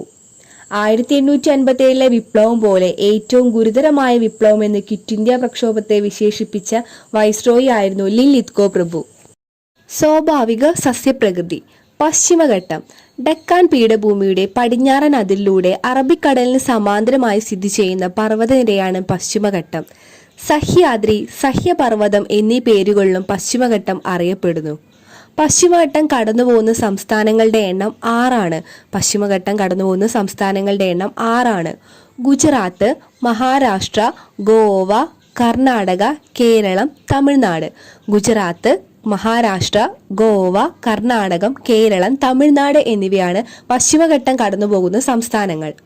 ഗുജറാത്തിലെ താപ്തി നദീമുഖം മുതൽ തമിഴ്നാട്ടിലെ കന്യാകുമാരി വരെ വ്യാപിച്ചു കിടക്കുന്ന പർവ്വതനിരയാണ് സഹ്യപർവ്വതം. പശ്ചിമഘട്ടത്തിന്റെ നീളം 1600 കിലോമീറ്റർ ആണ്. പശ്ചിമഘട്ടത്തിന്റെ നീളം 1600 കിലോമീറ്റർ ആണ്. പശ്ചിമഘട്ടത്തിന്റെ ശരാശരി ഉയരം 1200 മീറ്റർ ആണ്. പശ്ചിമഘട്ടത്തിന്റെ ശരാശരി ഉയരം 1200 മീറ്റർ ആണ്. പശ്ചിമഘട്ടത്തിന്റെ നീളം 1600 കിലോമീറ്ററും ഉയരം 1200 മീറ്ററുമാണ്. 6 സംസ്ഥാനങ്ങളിലൂടെയാണ് പശ്ചിമഘട്ടം കടന്നു പോകുന്നത്. ഗുജറാത്ത്, മഹാരാഷ്ട്ര, ഗോവ, കർണാടക, കേരളം, തമിഴ്നാട്. പശ്ചിമഘട്ടത്തിലെ യുനെസ്കോയുടെ ലോക പൈതൃക പട്ടികയിൽ ഉൾപ്പെടുത്തിയ വർഷം 2012 ജൂലൈ 1. 2012 ജൂലൈ 1 പശ്ചിമഘട്ടത്തെ യുനെസ്കോയുടെ ലോക പൈതൃക പട്ടികയിൽ ഉൾപ്പെടുത്തിയിട്ടുള്ളത്. പശ്ചിമഘട്ടത്തെ ലോക പൈതൃക പട്ടികയിൽ ഉൾപ്പെടുത്തിയതായി പ്രഖ്യാപിച്ചത് എവിടെ വെച്ച് നടന്ന സമ്മേളനത്തിലാണ്? റഷ്യയിലെ സെന്റ് പീറ്റേഴ്സ്ബർഗിൽ വെച്ച് നടന്ന സമ്മേളനത്തിലാണ് പശ്ചിമഘട്ടത്തെ ലോക പൈതൃക പട്ടികയിൽ ഉൾപ്പെടുത്തിയത്. യുനെസ്കോ പൈതൃക പട്ടികയിൽ പശ്ചിമഘട്ടത്തിൽ നിന്ന് ഉൾപ്പെട്ട പ്രദേശങ്ങളുടെ എണ്ണം 39 പ്രദേശങ്ങളാണ് യുനെസ്കോയുടെ പൈതൃക പട്ടികയിൽ പശ്ചിമഘട്ടത്തിൽ നിന്ന് ഉൾപ്പെട്ടിട്ടുള്ളത്. പശ്ചിമഘട്ടത്തെ സംരക്ഷിക്കുവാനായി കേന്ദ്ര സർക്കാരിന്റെ വനം പരിസ്ഥിതി മന്ത്രാലയം രൂപം നൽകിയ പാനലിന്റെ തലവൻ മാധവ് ഗാഡ്ഗിലാണ്. മാധവ് ഗാഡ്ഗിൽ 2010 കമ്മീഷനാണ് മാധവ് ഗാഡ്ഗിൽ. മാധവ് ഗാഡ്ഗിൽ കമ്മിറ്റി റിപ്പോർട്ട് നടപ്പാക്കുന്നത് ശുപാർശ ചെയ്യാൻ നിയോഗിച്ച കമ്മിറ്റിയാണ് കസ്തൂരി രംഗൻ കമ്മിറ്റി. 2013 ഏപ്രിലാണ് കസ്തൂരി രംഗൻ കമ്മിറ്റിക്ക് ചുമതലയേറ്റത്. കസ്തൂരി രംഗൻ റിപ്പോർട്ട് പ്രകാരം പരിസ്ഥിതി ലോല മേഖലയിൽ ഉൾപ്പെടുന്ന കേരളത്തിലെ വില്ലേജുകളുടെ എണ്ണം 123 ആണ്. 1, 2, 3 അങ്ങനെ ഓർത്ത് വെച്ചാൽ മതി. 123 വില്ലേജുകളാണ് കേരളത്തിൽ നിന്നും കസ്തൂരിരംഗൻ റിപ്പോർട്ട് പ്രകാരം പരിസ്ഥിതി ലോല മേഖലയിൽ ഉൾപ്പെട്ടിട്ടുള്ളത്?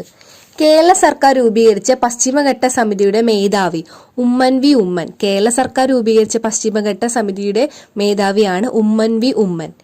ലോകത്തിലെ 10 ഹോട്ടസ്റ്റ് ബയോഡൈവേഴ്സിറ്റി ഹോട്ട്സ്പോട്ടിൽ ഒന്നാണ് പശ്ചിമഘട്ടം. പശ്ചിമഘട്ടത്തിലെ പ്രധാന കൊടുമുടികൾ നോക്കാം. First one, Anamudi. കേരളത്തിലെ ഏറ്റവും ഉയരം കൂടിയ കൊടുമുടിയാണ് ആനമുടി. തെക്കേ ഇന്ത്യയിലെ ഏറ്റവും ഉയരം കൂടിയ കൊടുമുടി. ഹിമാലയത്തിന് തെക്ക് ഭാഗത്തായി സ്ഥിതി ചെയ്യുന്ന ഏറ്റവും ഉയരം കൂടിയ കൊടുമുടി. ഹിമാലയത്തിന് തെക്ക് ഭാഗത്തായി സ്ഥിതി ചെയ്യുന്ന ഏറ്റവും ഉയരം കൂടിയ കൊടുമുടിയാണ് ആനമുടി. ദക്ഷിണേന്ത്യയിലെ എവറസ്റ്റ് എന്നറിയപ്പെടുന്നത് ആനമുടിയാണ്. ആനമുടിയുടെ ഉയരം 2695 മീറ്റർ ആണ്. 2695 മീറ്റർ, 8841.86 അടിയാണ് ഇതിന്റെ ഉയരം. ആനമുടി സ്ഥിതി ചെയ്യുന്ന ജില്ല ഇടുക്കി. ആനമുടി സ്ഥിതി ചെയ്യുന്ന ദേശീയോദ്യാനം ഇരവികുളം. ഇടുക്കി ജില്ലയിലെ ഇരവികുളം ദേശീയോദ്യാനത്തിലാണ് ആനമുടി സ്ഥിതി ചെയ്യുന്നത്. ആനമുടി സ്ഥിതി ചെയ്യുന്ന താലൂക്ക് ദേവികുളം താലൂക്ക്.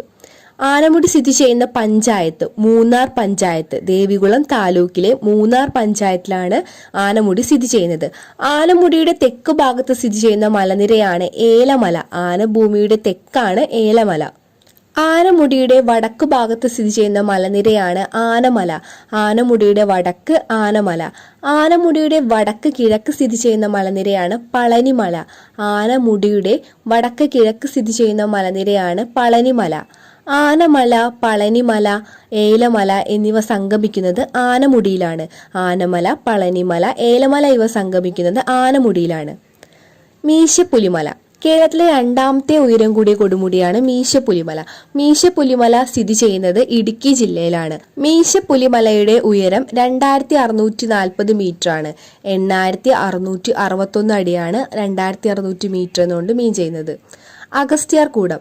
പശ്ചിമഘട്ടത്തിൽ ഏറ്റവും തെക്കേ അറ്റത്തായി സ്ഥിതി ചെയ്യുന്ന മലനിരയാണ് അഗസ്ത്യാർകൂടം. ഇന്ത്യയിലെ ആദ്യ ബയോളജിക്കൽ പാർക്ക് അഗസ്ത്യാർകൂടത്താണ്. അഗസ്ത്യാർകൂടം സ്ഥിതി ചെയ്യുന്ന ജില്ല തിരുവനന്തപുരം. അഗസ്ത്യാർകൂടത്തിന്റെ ഉയരം 1868 മീറ്റർ ആണ്. 1868 മീറ്റർ ആണ് അഗസ്ത്യാർകൂടം. 6129 അടി. ഫീറ്റിൽ പറയുമ്പോൾ 6129 ഫീറ്റ് ആണുള്ളത്. അഗസ്ത്യാർകൂടം സ്ഥിതി ചെയ്യുന്ന താലൂക്ക് നെടുമങ്ങാട് താലൂക്ക്. തിരുവനന്തപുരം ജില്ലയിലെ നെടുമങ്ങാട് താലൂക്കിലാണ് അഗസ്ത്യാർകൂടം സ്ഥിതി ചെയ്യുന്നത്. 2016 യുനെസ്കോയുടെ ലോക ജൈവ മണ്ഡല സംരക്ഷണ മേഖലാ ശൃംഖലയിൽ ഉൾപ്പെടുത്തിയ ഇന്ത്യയിലെ ജൈവ മേഖലയാണ് Agasthyamala biosphere reserve. Agasthyamala biosphere reserve ആണ് 2016 യുനെസ്കോയുടെ ലോക ജൈവ മണ്ഡല സംരക്ഷണ മേഖലാ ശൃംഖലയിൽ ഉൾപ്പെടുത്തിയ ഇന്ത്യയിലെ ജൈവ മേഖല. അഗസ്ത്യാർകൂടത്തെ സംരക്ഷിത ജൈവ മേഖലയായി കേന്ദ്ര സർക്കാർ പ്രഖ്യാപിച്ച വർഷം 2001. 2001 കേന്ദ്ര സർക്കാർ സംരക്ഷിത ജൈവ മേഖലയായി പ്രഖ്യാപിച്ചത്. കേരളത്തിലെ വനങ്ങൾ. കേരളത്തിലെ വനപ്രദേശങ്ങളെ ഉഷ്ണമേഖല, നിത്യഹരിത വനങ്ങൾ, അർദ്ധനിത്യഹരിത വനങ്ങൾ, ഉഷ്ണമേഖല ആർദ്ര ഇലപൊഴിയും കാടുകൾ, ഉഷ്ണമേഖല വരണ്ട ഇലപൊഴിയും കാടുകൾ, ചോലവനങ്ങൾ എന്നിങ്ങനെ 5ആയി തരംതിരിക്കാം. ഉഷ്ണമേഖല നിത്യഹരിത വനങ്ങൾ, അർദ്ധനിത്യഹരിത വനങ്ങൾ, ഉഷ്ണമേഖല ആർദ്ര ഇലപൊഴിയും കാടുകൾ, ഉഷ്ണമേഖല വരണ്ട ഇലപൊഴിയും കാടുകൾ, ചോലവനങ്ങൾ എന്നിങ്ങനെ 5ആയി തരംതിരിക്കാം. കേരളത്തിൽ ഏറ്റവും കൂടുതൽ കാണപ്പെടുന്ന വനമാണ് ഉഷ്ണമേഖല നിത്യഹരിത വനം. ഏതാണ്? ഉഷ്ണമേഖല നിത്യഹരിത വനമാണ് കേരളത്തിലെ ഏറ്റവും കൂടുതലായി കാണപ്പെടുന്ന വനം. കേരളത്തിൽ ഏറ്റവും കുറവ് കാണപ്പെടുന്ന വനമാണ് ചോലവനങ്ങൾ. ചോലവനങ്ങളാണ് ഏറ്റവും കുറവ് കാണപ്പെടുന്നത്. ഇന്ത്യയിൽ വനവിസ്തൃതിയിൽ കേരളത്തിന്റെ സ്ഥാനം 13ാം സ്ഥാനമാണ്. വനവിസ്തൃതിയിൽ 13ാം സ്ഥാനമാണ് കേരളത്തിന്. കേരളത്തിലെ ആകെ ഭൂവിസ്തൃതിയിൽ വനങ്ങളുടെ ശതമാനം 29.1%. 29.1 ആണ് കേരളത്തിലെ ആകെ ഭൂവിസ്തൃതിയിൽ വനങ്ങളുടെ ശതമാനം. കേരളത്തിൽ ഏറ്റവും കൂടുതൽ വനഭൂമിയുള്ള ജില്ല ഇടുക്കിയാണ്. ഏറ്റവും കൂടുതൽ വനഭൂമിയുള്ള ജില്ല ഇടുക്കിയാണ്. ശതമാന അടിസ്ഥാനത്തിൽ വനഭൂമി കൂടുതലുള്ള ജില്ല ചോദിച്ചാലാണ് വയനാട് ആൻസർ ആയിട്ട് വരുന്നത്. ഏറ്റവും കൂടുതൽ വനഭൂമി ഉള്ളത് ഇടുക്കി, ശതമാന അടിസ്ഥാനത്തിൽ ചോദിച്ചു കഴിഞ്ഞാൽ വയനാട്. കേരളത്തിൽ വനഭൂമി ഏറ്റവും കുറവുള്ള ജില്ല ആലപ്പുഴ. ഏറ്റവും കൂടുതൽ കാവുകളുള്ള ജില്ല ആലപ്പുഴയാണ്. വനഭൂമി കുറവും കാവുകൾ കൂടുതലും ആലപ്പുഴയ്ക്ക് സ്വന്തമാണ്. വനഭൂമി ഏറ്റവും കുറവുള്ള ജില്ലയും ഏറ്റവും കൂടുതൽ കാവുകളുള്ള ജില്ലയും ആലപ്പുഴയാണ്. തിരുവിതാംകൂറിൽ വന നിയമം നിലവിൽ വന്ന വർഷം 1887. 1887 തിരുവിതാംകൂറിൽ വന നിയമം വരുന്നത്. കേരളത്തിലെ ഫോറസ്റ്റ് ഡിവിഷനുകളുടെ എണ്ണം 36 കേരളത്തിലെ ഫോറസ്റ്റ് ഡിവിഷനുകളുടെ എണ്ണം 36 കേരളത്തിലെ ആദ്യ റിസർച്ച് വനമേഖലയാണ് കോന്നി. പത്തനംതിട്ട ജില്ലയിലെ കോന്നിയാണ് കേരളത്തിലെ ആദ്യ റിസർവ് വനമേഖല. കേരളത്തിലെ ആദ്യ റിസർവ് വനമേഖലയും കേരളത്തിലെ ഏറ്റവും വലിയ റിസർവ് വനമേഖലയും തമ്മിൽ എല്ലാവർക്കും മാറിപ്പോവാറുണ്ട്. അപ്പൊ നന്നായി നോക്കി വയ്ക്കുക. റാന്നി, കോന്നി ഒരുപോലെ വരുന്ന വാക്കുകളല്ലേ. അപ്പൊ കേരളത്തിലെ ആദ്യ റിസർവ് വനമേഖലയാണ് കോന്നി. ആദ്യത്തെ കോന്നി പത്തനംതിട്ട ജില്ലയിലെ കോന്നിയാണ്. കേരളത്തിൽ വനവിസ്തൃതി കൂടിയ ഡിവിഷനാണ് റാന്നി. ആദ്യത്തെ കോന്നിയും വനവിസ്തൃതി കൂടിയ ഡിവിഷൻ റാന്നിയുമാണ്. രണ്ടും പത്തനംതിട്ട ജില്ലയിൽ തന്നെയാണ് സ്ഥിതി ചെയ്യുന്നത്. വനവിസ്തൃതി കുറഞ്ഞ ഡിവിഷനാണ് ആറളം. കണ്ണൂരിലെ ആറളം ഡിവിഷനാണ് വനവിസ്തൃതി കുറഞ്ഞ ഡിവിഷൻ. സുവർണോദ്യാനം ബയോഡൈവേഴ്സിറ്റി പാർക്ക് സ്ഥിതി ചെയ്യുന്ന സ്ഥലം നെടുമ്പാശ്ശേരിയാണ്. സുവർണോദ്യാനം ബയോഡൈവേഴ്സിറ്റി പാർക്ക് നെടുമ്പാശ്ശേരി. കേരളത്തിലെ ഏറ്റവും കൂടുതൽ കണ്ടൽ വനങ്ങളുള്ള ജില്ല കണ്ണൂരാണ്. ഏറ്റവും കൂടുതൽ കണ്ടൽ വനങ്ങൾ കണ്ണൂർ. ഇന്ത്യയിലെ ഏറ്റവും കൂടുതൽ കണ്ടൽ വനങ്ങളുള്ള സംസ്ഥാനം പശ്ചിമ ബംഗാളാണ്. കേരളത്തിൽ കണ്ണൂരും ഇന്ത്യയിൽ പശ്ചിമ ബംഗാളും. കണ്ടലിന്റെ സംരക്ഷകൻ എന്നറിയപ്പെടുന്നത് കല്ലേൽ പൊക്കുടനാണ്. കണ്ടൽക്കാട് മുഴുവൻ ദേശീയോദ്യാനമായി പ്രഖ്യാപിച്ച ഇന്ത്യയിലെ ആദ്യ സംസ്ഥാനം മഹാരാഷ്ട്രയാണ്. കണ്ടൽക്കാട് മുഴുവനായിട്ട് ദേശീയോദ്യാനമായി പ്രഖ്യാപിച്ച ഇന്ത്യയിലെ ആദ്യ സംസ്ഥാനം മഹാരാഷ്ട്ര. പിച്ചാവാരം കണ്ടൽക്കാട് സ്ഥിതി ചെയ്യുന്ന സംസ്ഥാനം തമിഴ്നാട്. കേരള വന നിയമം നിലവിൽ വന്ന വർഷം 1961. തിരുവിതാംകൂറിന്റെ വന നിയമം എപ്പോഴായിരുന്നു? 1887. കേരള വന നിയമം 1961. കേരളം വനവത്കരണ പദ്ധതി ആരംഭിച്ച വർഷം 1998. 1998 കേരളം വനവൽക്കരണ പദ്ധതി ആരംഭിച്ചത്. കേരളത്തിലെ ദേശീയോദ്യാനങ്ങളുടെ എണ്ണം 6, പക്ഷെ PSCയുടെ ഉത്തരസൂചിക പ്രകാരം 5 ആൻസർ ആയിട്ട് വരാം. അപ്പൊ കേരളത്തിലെ ദേശീയോദ്യാനം എന്ന് ചോദിച്ചു കഴിഞ്ഞാൽ 5 രേഖപ്പെടുത്തിയാൽ മതി. ദേശീയോദ്യാനങ്ങളുടെ ജില്ല എന്നറിയപ്പെടുന്നത് ഇടുക്കി. ദേശീയോദ്യാനങ്ങളുടെ ജില്ല ഇടുക്കി. കേരളത്തിലെ ഏറ്റവും വലിയ ദേശീയോദ്യാനം പെരിയാറാണ്. പെരിയാറാണ് കേരളത്തിലെ ഏറ്റവും വലിയ ദേശീയോദ്യാനം. 350 ചതുരശ്ര കിലോമീറ്റർ ആണ് അതിന്റെ നീളം എന്ന് പറയുന്നത്. പെരിയാറിന്റെ നീളം 350 ചതുരശ്ര കിലോമീറ്റർ ആണ്. PSCയുടെ ഉത്തരപ്രകാരം ഇരവികുളമാണ് കേരളത്തിലെ ഏറ്റവും വലിയ ദേശീയോദ്യാനം. PSC ഉത്തരപ്രകാരം ഇരവികുളമാണ്. അപ്പൊ നമ്മൾ ഇരവികുളമാണ് പഠിച്ചിരിക്കേണ്ടത്. കേരളത്തിലെ ഏറ്റവും ചെറിയ ദേശീയോദ്യാനം പാമ്പാടും ചോല. കേരളത്തിലെ ഏറ്റവും ചെറിയ ദേശീയോദ്യാനം പാമ്പാടും ചോലയാണ്. ഇരവികുളം കേരളത്തിലെ ആദ്യത്തെ ദേശീയോദ്യാനമാണ് ഇരവികുളം. 97 സ്ക്വയർ ചതുരശ്ര മീറ്റർ ആണ് ഇതിന്റെ നീളം എന്ന് പറയുന്നത്. ഇരവികുളം വന്യജീവി സങ്കേതമായ വർഷമാണ് 1975. 1978 ഇത് ദേശീയോദ്യാനമായി മാറുന്നത്. കേരളത്തിൽ ഏറ്റവും ഉയരത്തിൽ സ്ഥിതി ചെയ്യുന്ന ദേശീയോദ്യാനമാണ് ഇരവികുളം. ഇരവികുളം ദേശീയോദ്യാനം സ്ഥിതി ചെയ്യുന്നത് ഇടുക്കി ജില്ലയിലെ ദേവികുളം താലൂക്കിലാണ്.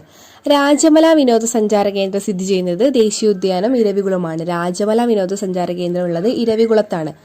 ആനമുടി സ്ഥിതി ചെയ്യുന്ന ദേശീയോദ്യാനമാണ് ഇരവികുളം. ഇരവികുളം ദേശീയോദ്യാനത്തിൽ സംരക്ഷിക്കപ്പെടുന്ന ജീവിയാണ് വരയാട്. തമിഴ്നാടിന്റെ ഔദ്യോഗിക മൃഗമാണ് വരയാട്. Silent valley. സൈലന്റ് വാലി കണ്ടെത്തിയ ബ്രിട്ടീഷുകാരനാണ് റോബർട്ട് റൈറ്റ്. റോബർട്ട് വൈറ്റ് എന്നും റോബർട്ട് റൈറ്റ് എന്നും ചില പുസ്തകങ്ങളിൽ കാണുന്നുണ്ട്. അപ്പോൾ ഓപ്ഷനിൽ ഏതാണോ ഉള്ളത് അത് വെച്ച് മാർക്ക് ചെയ്യണം. സൈലന്റ് വാലി സ്ഥിതി ചെയ്യുന്ന ജില്ല പാലക്കാട് ജില്ലയിലെ മണ്ണാർക്കാട് താലൂക്കിലാണ്. സൈരന്ധ്രി വനം എന്നറിയപ്പെടുന്നത് സൈലന്റ് വാലിയാണ്. കേരളത്തിലെ ഏറ്റവും വലിയ മഴക്കാടാണ് സൈലന്റ് വാലി. കേരളത്തിലെ ഏറ്റവും കൂടുതൽ ജൈവ വൈവിധ്യമുള്ള ദേശീയോദ്യാനമാണ് സൈലന്റ് വാലി. കേരളത്തിലെ ഏക കന്യാവനം സൈലന്റ് വാലിയാണ്. ക്രാഡിൽ ഓഫ് ഇവല്യൂഷൻ എന്നറിയപ്പെടുന്ന ദേശീയോദ്യാനമാണ് സൈലന്റ് വാലി. ചീവീടുകൾ ഇല്ലാത്ത കേരളത്തിന്റെ ദേശീയോദ്യാനമാണ് സൈലന്റ് വാലി. സൈലന്റ് വാലി ദേശീയോദ്യാനമായി പ്രഖ്യാപിച്ച വ്യക്തി ഇന്ദിരാഗാന്ധിയാണ്. 1984 ഇന്ദിരാഗാന്ധിയാണ് സൈലന്റ് വാലി ദേശീയോദ്യാനമായി പ്രഖ്യാപിച്ചത്. സൈലന്റ് വാലി ദേശീയോദ്യാനം ഉദ്ഘാടനം ചെയ്ത വ്യക്തിയാണ് രാജീവ് ഗാന്ധി. 1985 രാജീവ് ഗാന്ധി സൈലന്റ് വാലി ദേശീയോദ്യാനം ഉദ്ഘാടനം ചെയ്തത്. സൈലന്റ് വാലിയെ ബഫർ സോണായി പ്രഖ്യാപിച്ച വർഷം 2007. സൈലന്റ് വാലിയെ ബഫർ സോണായി പ്രഖ്യാപിച്ചത് 2007. സൈലന്റ് വാലി സ്റ്റാമ്പിൽ പ്രത്യക്ഷപ്പെട്ട വർഷം 2009. 2009 സൈലന്റ് വാലി സ്റ്റാമ്പിൽ പ്രത്യക്ഷപ്പെട്ടത്. സൈലന്റ് വാലിയുടെ ഒഴുകുന്ന നദി ചോദിച്ചു കഴിഞ്ഞാൽ കുന്തിപ്പുഴയാണ്. സൈലന്റ് വാലിയിലൂടെ ഒഴുകുന്ന നദി കുന്തിപ്പുഴ. സൈലന്റ് വാലിയിൽ നിന്നും ഉത്ഭവിക്കുന്ന പുഴ തൂതപ്പുഴയാണ്. ഉത്ഭവിക്കുന്നത് തൂതപ്പുഴ. പാത്രക്കടവ് പദ്ധതിയുമായി ബന്ധപ്പെട്ട നദി കുന്തിപ്പുഴ. പാത്രക്കടവ് പദ്ധതിയുമായി ബന്ധപ്പെട്ട നദിയാണ് കുന്തിപ്പുഴ. സൈലന്റ് വാലിയിൽ താമസിക്കുന്ന ഗോത്ര വിഭാഗമാണ് ഇരുളർ, മുതുകർ. ഇരുളറും മുതുകറും സൈലന്റ് വാലിയിൽ താമസിക്കുന്ന ഗോത്ര വിഭാഗക്കാർ. വംശനാശ ഭീഷണി നേരിടുന്ന സിംഹവാലൻ കുരങ്ങുകൾ കാണപ്പെടുന്ന ദേശീയോദ്യാനമാണ് സൈലന്റ് വാലി. വെടിപ്ലാവുകളുടെ സാന്നിധ്യമാണ് സിംഹവാലൻ കുരങ്ങുകൾ സൈലന്റ് വാലിയിൽ കാണപ്പെടാൻ കാരണം. കേരളത്തിലെ ജനകീയ പ്രക്ഷോഭങ്ങൾ. 5 തെങ്ങ് കലാപം. 5 തെങ്ങ് കലാപം നടന്നത് 1697. അഞ്ചുതെങ്ങ് കലാപത്തിന്റെ പ്രധാന കാരണം കുരുമുളകിന്റെ വ്യാപാര കുത്തക ബ്രിട്ടീഷുകാർ സ്വന്തമാക്കിയതാണ്. ഇംഗ്ലീഷ് ഈസ്റ്റ് ഇന്ത്യ കമ്പനിക്ക് വേണാട്ടിലുണ്ടായിരുന്ന ഏറ്റവും പ്രധാനപ്പെട്ട പണ്ടകശാലയാണ് അഞ്ചുതെങ്ങ്. തിരുവനന്തപുരത്ത് അഞ്ചുതെങ്ങിൽ ഇംഗ്ലീഷുകാർക്ക് വ്യാപാരശാലയും കോട്ടയും സ്ഥാപിക്കാൻ അനുവാദം നൽകിയ വേണാട് ഭരണാധികാരിയാണ് ഉമയമ്മ റാണി. ആറ്റിങ്ങൽ റാണി എന്നും അറിയപ്പെടുന്ന ആറ്റിങ്ങൽ റാണി ഉമയമ്മ റാണി. അഞ്ചുതെങ്ങ് കോട്ടയുടെ പണി പൂർത്തിയാക്കിയ വർഷം 1695. 1695 അഞ്ചുതെങ്ങ് കോട്ട പൂർത്തിയാക്കുകയും 1697 അഞ്ചുതെങ്ങ് കലാപം നടന്നത്. പഴശ്ശി വിപ്ലവം. മലബാറിൽ ബ്രിട്ടീഷുകാർ നേരിട്ട ശക്തമായ സമരങ്ങളാണ് പഴശ്ശി യുദ്ധങ്ങൾ അല്ലെങ്കിൽ പഴശ്ശി വിപ്ലവങ്ങൾ. പഴശ്ശി വിപ്ലവങ്ങൾക്ക് കാരണമായ ഘടകം ബ്രിട്ടീഷുകാർ നടപ്പാക്കിയ നികുതി പരിഷ്കരണങ്ങളായിരുന്നു. ബ്രിട്ടീഷുകാർക്കെതിരെ പഴശ്ശിരാജ ജനങ്ങളെ സംഘടിപ്പിച്ച് തിരിയാനുള്ള കാരണം കോട്ടയം പ്രദേശത്തെ നികുതി പിരിക്കാനുള്ള അധികാരം നൽകാത്തതും വയനാടിന്മേൽ അവകാശം ഉന്നയിച്ചതും. പഴശ്ശി വിപ്ലവത്തിന് നേതൃത്വം നൽകിയ രാജാവ് കോട്ടയം കേരളവർമ്മ പഴശ്ശിരാജ. പുരളിശെമ്മൻ എന്ന പേരിൽ അറിയപ്പെട്ടത് പഴശ്ശിരാജയാണ്. പഴശ്ശിരാജയുടെ രാജവംശമായ കോട്ടയം രാജവംശം സ്ഥാപിച്ചത് ഹരിശ്ചന്ദ്ര പെരുമാളാണ്. കേരള സിംഹം എന്നറിയപ്പെടുന്നത് പഴശ്ശിരാജ. പഴശ്ശിരാജയെ കേരള സിംഹം എന്ന് വിശേഷിപ്പിച്ചത് സർദാർ KM പണിക്കരാണ്. ബ്രിട്ടീഷ് രേഖകളിൽ പഴശ്ശിരാജയെ വിശേഷിപ്പിച്ചിരിക്കുന്നത് പൈച്ചി രാജ അല്ലെങ്കിൽ കൊട്യോട്ട് രാജ എന്നാണ്. പൈച്ചി രാജ, കൊട്യോട്ട് രാജ എന്നീ പേരുകളിൽ അറിയപ്പെട്ടിരുന്നത് പഴശ്ശിരാജയാണ്. ഒന്നാം പഴശ്ശി വിപ്ലവം നടന്ന കാലഘട്ടം 1793 മുതൽ 1797 വരെയാണ് ഒന്നാം പഴശ്ശി വിപ്ലവം നടന്നത്. ഒന്നാം പഴശ്ശി വിപ്ലവം അവസാനിപ്പിക്കാൻ പഴശ്ശിരാജയ്ക്കും ബ്രിട്ടീഷുകാർക്കും ഇടനിലക്കാരനായി നിന്നത് ചിറക്കൽ രാജാവാണ്. 1797 ചിറക്കൽ രാജാവാണ്. രണ്ടാം പഴശ്ശി വിപ്ലവം നടന്ന കാലഘട്ടം 1800 മുതൽ 1805 വരെ. നാലാം മൈസൂർ യുദ്ധത്തിന്റെ അനന്തരഫലമായിരുന്നു രണ്ടാം പഴശ്ശി വിപ്ലവം. രണ്ടാം പഴശ്ശി വിപ്ലവത്തിന് പെട്ടെന്നുണ്ടായ കാരണം ബ്രിട്ടീഷുകാർ വയനാട് പിടിച്ചെടുക്കാൻ ശ്രമിച്ചത്. ബ്രിട്ടീഷുകാർക്കെതിരെ പൊരുതാൻ പഴശ്ശി രാജാവിനെ സഹായിച്ച ആദിവാസി വിഭാഗമാണ് കുറിച്യർ. പഴശ്ശിരാജയുടെ പ്രധാനമന്ത്രി കണ്ണവത്ത് ശങ്കരൻ നമ്പ്യാർ. കണ്ണവത്ത് ശങ്കരൻ നമ്പ്യാർ. പഴശ്ശി രാജാവിന്റെ സർവ്വസൈന്യാധിപൻ കൈത്തേരി അമ്പുനായർ. കൈത്തേരി അമ്പുനായർ. ബ്രിട്ടീഷുകാർക്കെതിരെ പഴശ്ശിരാജ ആവിഷ്കരിച്ച യുദ്ധതന്ത്രം ഗറില്ല യുദ്ധം, ഒളിപ്പോര്. ഒളിപ്പോര് അല്ലെങ്കിൽ ഗറില്ല യുദ്ധമാണ് പഴശ്ശിരാജ ബ്രിട്ടീഷുകാർക്കെതിരെ ആവിഷ്കരിച്ചത്. ഒളിപ്പോര് നടത്താൻ പഴശ്ശിയെ സഹായിച്ചത് ചെമ്പൻ പോക്കർ, കൈതേരി അമ്പുനായർ, എടച്ചീന കുങ്കൻ നായർ, വയനാട്ടിലെ കുറിച്യർ നേതാവായ തലക്കൽ ചന്തു എന്നിവരാണ്. ബ്രിട്ടീഷുകാർക്കെതിരെയുള്ള യുദ്ധത്തിൽ പഴശ്ശി രാജാവിന്റെ കേന്ദ്രമായിരുന്ന മല പുരളിമല. എടച്ചേന കുങ്കൻ, തലക്കൽ ചന്തു എന്നിവർ ചേർന്ന് പനമരം കോട്ട പിടിച്ചെടുത്ത വർഷം 1802 പഴശ്ശി വിപ്ലവ സമയത്ത് മലബാറിലെ സബ് കളക്ടർ ആരായിരുന്നു? Thomas Harvey Baber. Thomas Harvey Baber ആയിരുന്നു പഴശ്ശി വിപ്ലവ സമയത്തെ മലബാറിലെ സബ് കളക്ടർ. പഴശ്ശി വിപ്ലവത്തെ അടിച്ചമർത്തിയ ബ്രിട്ടീഷ് സൈന്യാധിപൻ കേണൽ ആർതർ വെല്ലസ്ലി. പഴശ്ശി വിപ്ലവത്തെ അടിച്ചമർത്തിയ ബ്രിട്ടീഷ് സൈന്യാധിപനാണ് കേണൽ ആർതർ വെല്ലസ്ലി. പഴശ്ശിരാജയ്ക്കെതിരെ യുദ്ധം ചെയ്യാൻ ആർതർ വെല്ലസ്ലിയെ നിയമിച്ച 1200 പോലീസുകാരടങ്ങിയ പ്രത്യേക സേന കോൽക്കാർ എന്നാണ് അറിയപ്പെട്ടിരുന്നത്. പഴശ്ശിരാജ മരണമടഞ്ഞ വർഷം 1805 നവംബർ 30. 1805 നവംബർ 30 പഴശ്ശിരാജ മരണമടഞ്ഞത്. കേരളവർമ്മ പഴശ്ശിരാജ എന്ന ചിത്രം സംവിധാനം ചെയ്തത് ഹരിഹരനാണ്. കേരളവർമ്മ പഴശ്ശിരാജയുടെ ഡയറക്ടർ ഹരിഹരൻ. പഴശ്ശിരാജാവിന്റെ ജീവിതം ഇതിവൃത്തമാക്കി കേരള സിംഹം എന്ന പേരിൽ ചരിത്ര നോവൽ എഴുതിയത് സർദാർ KM പണിക്കർ. പഴശ്ശി സ്മാരകം മാനന്തവാടിയിലും പഴശ്ശി ഡാം കണ്ണൂരിലും പഴശ്ശി മ്യൂസിയം കോഴിക്കോടുമാണ്. പഴശ്ശി സ്മാരകം മാനന്തവാടി, പഴശ്ശി ഡാം കണ്ണൂർ, പഴശ്ശി മ്യൂസിയം കോഴിക്കോട്. കുറിച്യർ കലാപം. കുറിച്യർ കലാപം നടന്ന വർഷം 1812 കുറിച്യർ കലാപത്തിന് നേതൃത്വം നൽകിയത് രാമനമ്പി. ദക്ഷിണേന്ത്യയിൽ നടന്ന ഏക ഗിരിവർഗ കലാപമാണ് കുറിച്യർ കലാപം. 1812 നടന്ന കുറിച്യർ കലാപത്തിന്റെ കാരണങ്ങൾ ബ്രിട്ടീഷുകാർ അധിക നികുതി ചുമത്തിയത്, നികുതി പണമായി അടയ്ക്കാൻ നിർബന്ധിച്ചത്, നികുതി അടയ്ക്കാൻ കഴിയാത്തവരുടെ കൃഷിഭൂമി ബ്രിട്ടീഷുകാർ പിടിച്ചെടുത്തത്. ഒരു മാസം കൂടി പിടിച്ചു നിൽക്കാൻ കലാപകാരികൾക്ക് കഴിയുമായിരുന്നെങ്കിൽ രാജ്യം അവരുടെ നിയന്ത്രണത്തിലായേനെ എന്ന് കുറിച്യർ കലാപത്തെക്കുറിച്ച് അഭിപ്രായപ്പെട്ടത് ടി.എച്ച്. ബേബറാണ്. കുറിച്യർ കലാപത്തിന്റെ മുദ്രാവാക്യം വട്ടത്തൊപ്പിക്കാരെ നാട്ടിൽ നിന്നും പുറത്താക്കുക. കുറിച്യർ കലാപം അടിച്ചമർത്തിയത് 1812 മെയ് 8-നാണ്. 1812 മെയ് 8-നാണ് കുറിച്യർ കലാപം അടിച്ചമർത്തിയത്. പ്ലാക്കച്ചന്തു, ആയിരം വീട്ടിൽ കോന്തപ്പൻ, രാമനമ്പി തുടങ്ങിയവർ ഏറ്റുമുട്ടലിൽ വധിക്കപ്പെടുകയും മറ്റൊരു പ്രമുഖ നേതാവായ വെൺകമലാൾ കേളുവിനെ തൂക്കിക്കൊല്ലുകയും ചെയ്തു. കുറിച്യർ കലാപത്തിൽ കുറിച്യരെ കൂടാതെ പങ്കെടുത്ത ആദിവാസി വിഭാഗമാണ് കുറുമ്പർ. മലബാർ ജില്ലാ കോൺഗ്രസ്. മലബാർ ജില്ലാ കോൺഗ്രസിന്റെ പ്രഥമ സമ്മേളനം നടന്നത് 1916 പാലക്കാട് വെച്ചാണ്. മലബാർ ജില്ലാ കോൺഗ്രസിന്റെ പ്രഥമ സമ്മേളനത്തിന് അധ്യക്ഷത വഹിച്ചത് ആനി ബസന്റ് ആണ്. ഒന്നാം ലോക മഹായുദ്ധഘട്ടത്തിൽ കോൺഗ്രസിന്റെ പ്രവർത്തനങ്ങൾക്ക് മലബാറിൽ നേതൃത്വം നൽകിയവർ K P. Kesava Menon, K P. Raman Menon, Muhammad Abdurahman Sahib, K. Madhavan Nair, E. Moidu മൗലവി, എം.പി. നാരായണ മേനോൻ.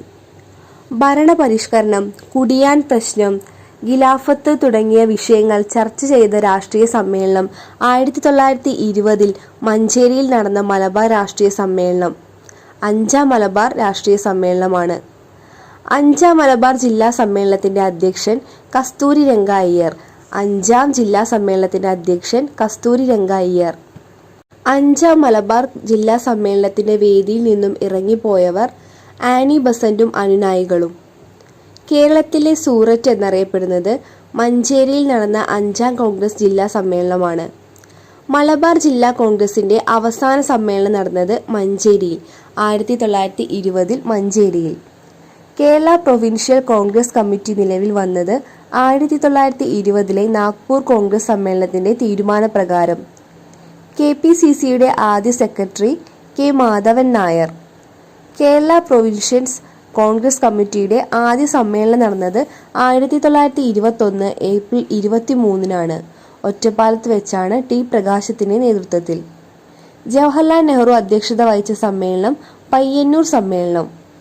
ഖിലാഫത്ത് പ്രസ്ഥാനത്തിന് പിന്തുണ പ്രഖ്യാപിച്ച് കോഴിക്കോട് എത്തിയവർ ഗാന്ധിജിയും ഷൗക്കത്ത് അലിയുമാണ്. 1920 ഗാന്ധിജിയും ഷൗക്കത്ത് അലിയുമാണ് ഖിലാഫത്ത് പ്രസ്ഥാനത്തിന് പിന്തുണ നൽകി കോഴിക്കോട് എത്തിയവർ. ഖിലാഫത്ത് കമ്മിറ്റിയുടെ പ്രസിഡന്റ് കട്ടിലശ്ശേരി മുഹമ്മദ് മൗലവി. ഖിലാഫത്ത് കമ്മിറ്റിയുടെ സെക്രട്ടറി മുഹമ്മദ് അബ്ദുറഹ്മാൻ സാഹിബ്. തളി ക്ഷേത്ര പ്രക്ഷോഭം. ഐത്തത്തിനെതിരെ കേരളത്തിൽ നടന്ന ആദ്യ പ്രക്ഷോഭമാണ് തളി ക്ഷേത്ര പ്രക്ഷോഭം 1917. കോഴിക്കോട്ടെ തളി ക്ഷേത്രത്തിലേക്കുള്ള എല്ലാ വഴികളും എല്ലാ ഹൈന്ദവർക്കും തുറന്നുകൊടുക്കണം എന്ന് ആവശ്യപ്പെട്ടുകൊണ്ട് നടന്ന സമരമാണ് തളി ക്ഷേത്ര പ്രക്ഷോഭം. തളി ക്ഷേത്ര പ്രക്ഷോഭം നയിച്ച നേതാക്കൾ K P. Kesava Menon, Manjeri Ramayyar, C. Krishnan. K P. Kesava Menon, Manjeri Ramayyar, C. Krishnan എന്നിവരാണ്. പൗരസമത്വവാദ പ്രക്ഷോഭം.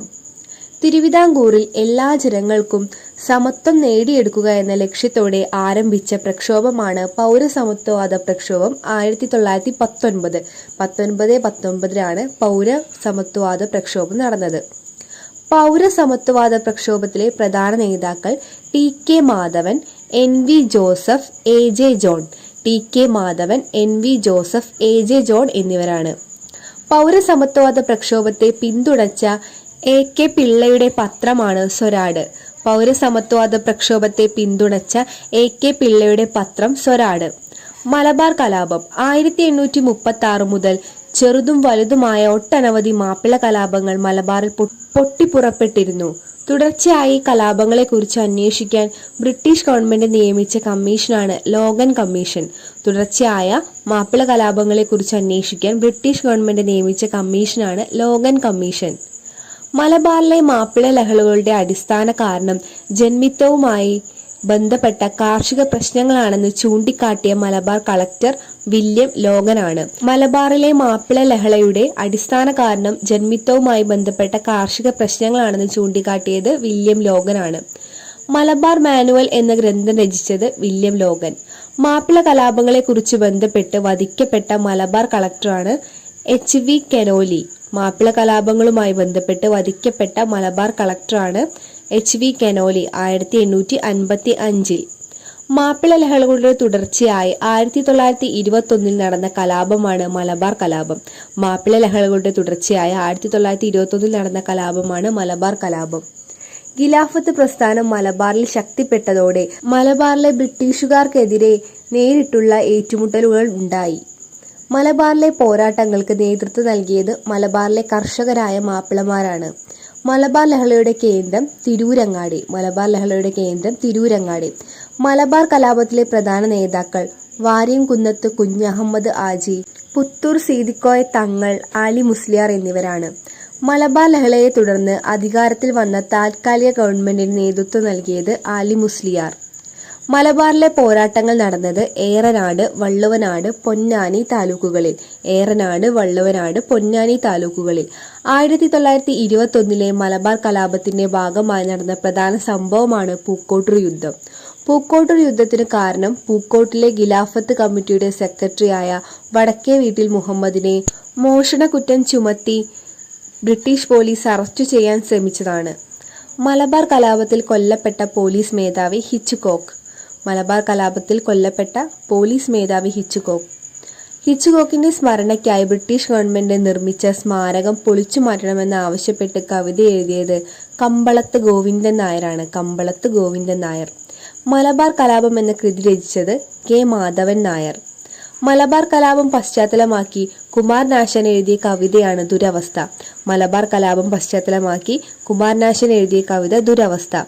ഖിലാഫത്ത് സ്മരണകൾ എന്ന പുസ്തകത്തിന്റെ രചയിതാവ് എം ബ്രഹ്മദത്തൻ നമ്പൂതിരിപ്പാട്.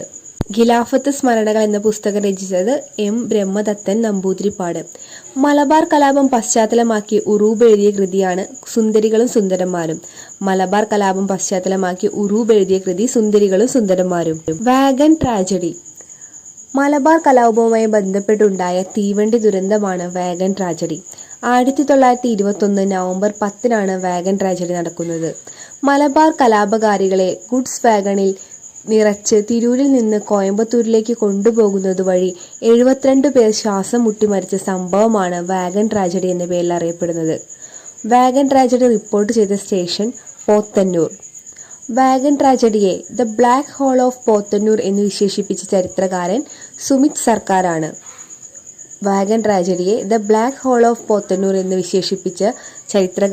MSMLV 1711 എന്ന നമ്പറിന് കേരള സ്വാതന്ത്ര്യ സമര ചരിത്രത്തിലെ പ്രാധാന്യം വാഗൻ ട്രാജഡി നടന്ന ഗുഡ്സ് വാഗണിന്റെ നമ്പറാണ്. വാഗൻ ട്രാജഡി അന്വേഷിക്കാൻ നിയമിച്ച commission AR Knapp commission. Wagen tragedy memorial hall സ്ഥിതി ചെയ്യുന്നത് തിരൂരിലാണ്. 1921 മലബാർ കലാപത്തിൽ ബ്രിട്ടീഷ് പോലീസിനെതിരെ ശക്തമായി പോരാടിയ വനിതയാണ് കമ്മത്ത് ചിന്നമ്മ. മലബാർ കുടിയായ്മ നിയമം 1929 മലബാർ കലാപത്തിൽ പങ്കെടുത്തവരെ നാടുകടത്തിയ സ്ഥലങ്ങൾ ആൻഡമാൻ നിക്കോബാർ, ബോട്ടണി ബേ. ഓസ്ട്രേലിയയിലാണ് ബോട്ടണി ബേ. മലബാർ കലാപത്തെ ആസ്പദമാക്കി IV ശശി സംവിധാനം ചെയ്ത സിനിമയാണ് 1921.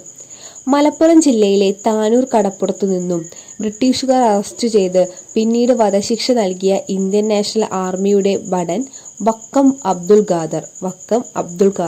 മലപ്പുറം ജില്ലയിലെ താനൂർ കടപ്പുറത്തു നിന്നും ബ്രിട്ടീഷുകാർ അറസ്റ്റ് ചെയ്ത് പിന്നീട് വധശിക്ഷ നൽകിയ ഇന്ത്യൻ നാഷണൽ ആർമിയുടെ ഭടൻ വക്കം അബ്ദുൽ ഖാദർ. വൈക്കം സത്യാഗ്രഹം. ഇന്ത്യയിൽ ഐക്യത്തിനെതിരായി നടന്ന ആദ്യത്തെ സംഘടിത കലാപം വൈക്കം സത്യാഗ്രഹം. 1924 മാർച്ച് 30 പുലയ ഈഴവ നായർ സമുദായ അംഗങ്ങളായ കുഞ്ഞാപ്പി, ബാഹുലയൻ, ഗോവിന്ദ പണിക്കർ എന്നീ 3 യുവാക്കളിലൂടെ ആരംഭിച്ച സമരമാണ് വൈക്കം സത്യാഗ്രഹം. വൈക്കം സത്യാഗ്രഹം നടന്ന ക്ഷേത്രം വൈക്കം മഹാദേവ ക്ഷേത്രം.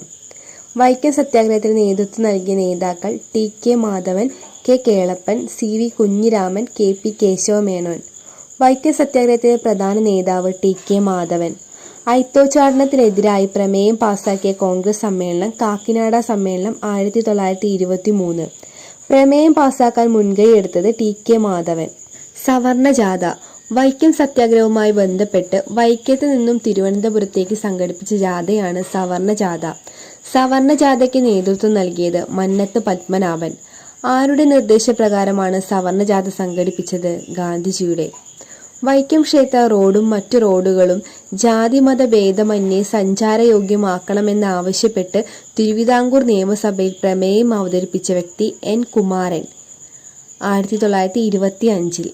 വൈക്കം സത്യാഗ്രഹത്തോട് അനുഭാവം പ്രകടിപ്പിച്ച് പഞ്ചാബിൽ നിന്നെത്തിയ വിഭാഗം അകാലികൾ. വൈക്കം സത്യാഗ്രഹത്തോടനുബന്ധിച്ച് മധുരയിൽ നിന്ന് വൈക്കത്തേക്ക് ജാഥ നയിച്ച ദേശീയ നേതാവാണ് ഇ.കെ. രാമസ്വാമി നായ്ക്കർ. വൈക്കം സത്യാഗ്രഹത്തിൽ പങ്കെടുത്ത ശ്രീനാരായണ ഗുരുവിൻ്റെ ശിഷ്യന്മാർ സ്വാമി സത്യവത്തൻ, കോട്ടുകോയിക്കൽ വേലായുധൻ. സ്വാമി സത്യവതനും കോട്ടുകോയിക്കൽ വേലായുധനുമാണ് വൈക്കം സത്യാഗ്രഹത്തിൽ പങ്കെടുത്ത ശ്രീനാരായണ ഗുരുവിൻ്റെ 2 ശിഷ്യന്മാർ. വൈക്കം സത്യാഗ്രഹികൾ സത്യാഗ്രഹാശ്രമമായി ഉപയോഗിച്ച ശ്രീനാരായണ ഗുരുവിൻ്റെ ആശ്രമം വെല്ലൂര്. വൈക്കം സത്യാഗ്രഹികൾ സത്യാഗ്രഹ ആശ്രമമായി ഉപയോഗിച്ച ശ്രീനാരായണ ഗുരുവിൻ്റെ ആശ്രമമാണ് വെല്ലൂർ. വൈക്കം സത്യാഗ്രഹത്തോടനുബന്ധിച്ച് സത്യാഗ്രഹം നടത്തിയ അഹിന്ദുക്കൾ: ജോർജ് ജോസഫ്, പി.എം. സെബാസ്റ്റ്യൻ, അബ്ദുൾ റഹ്മാൻ.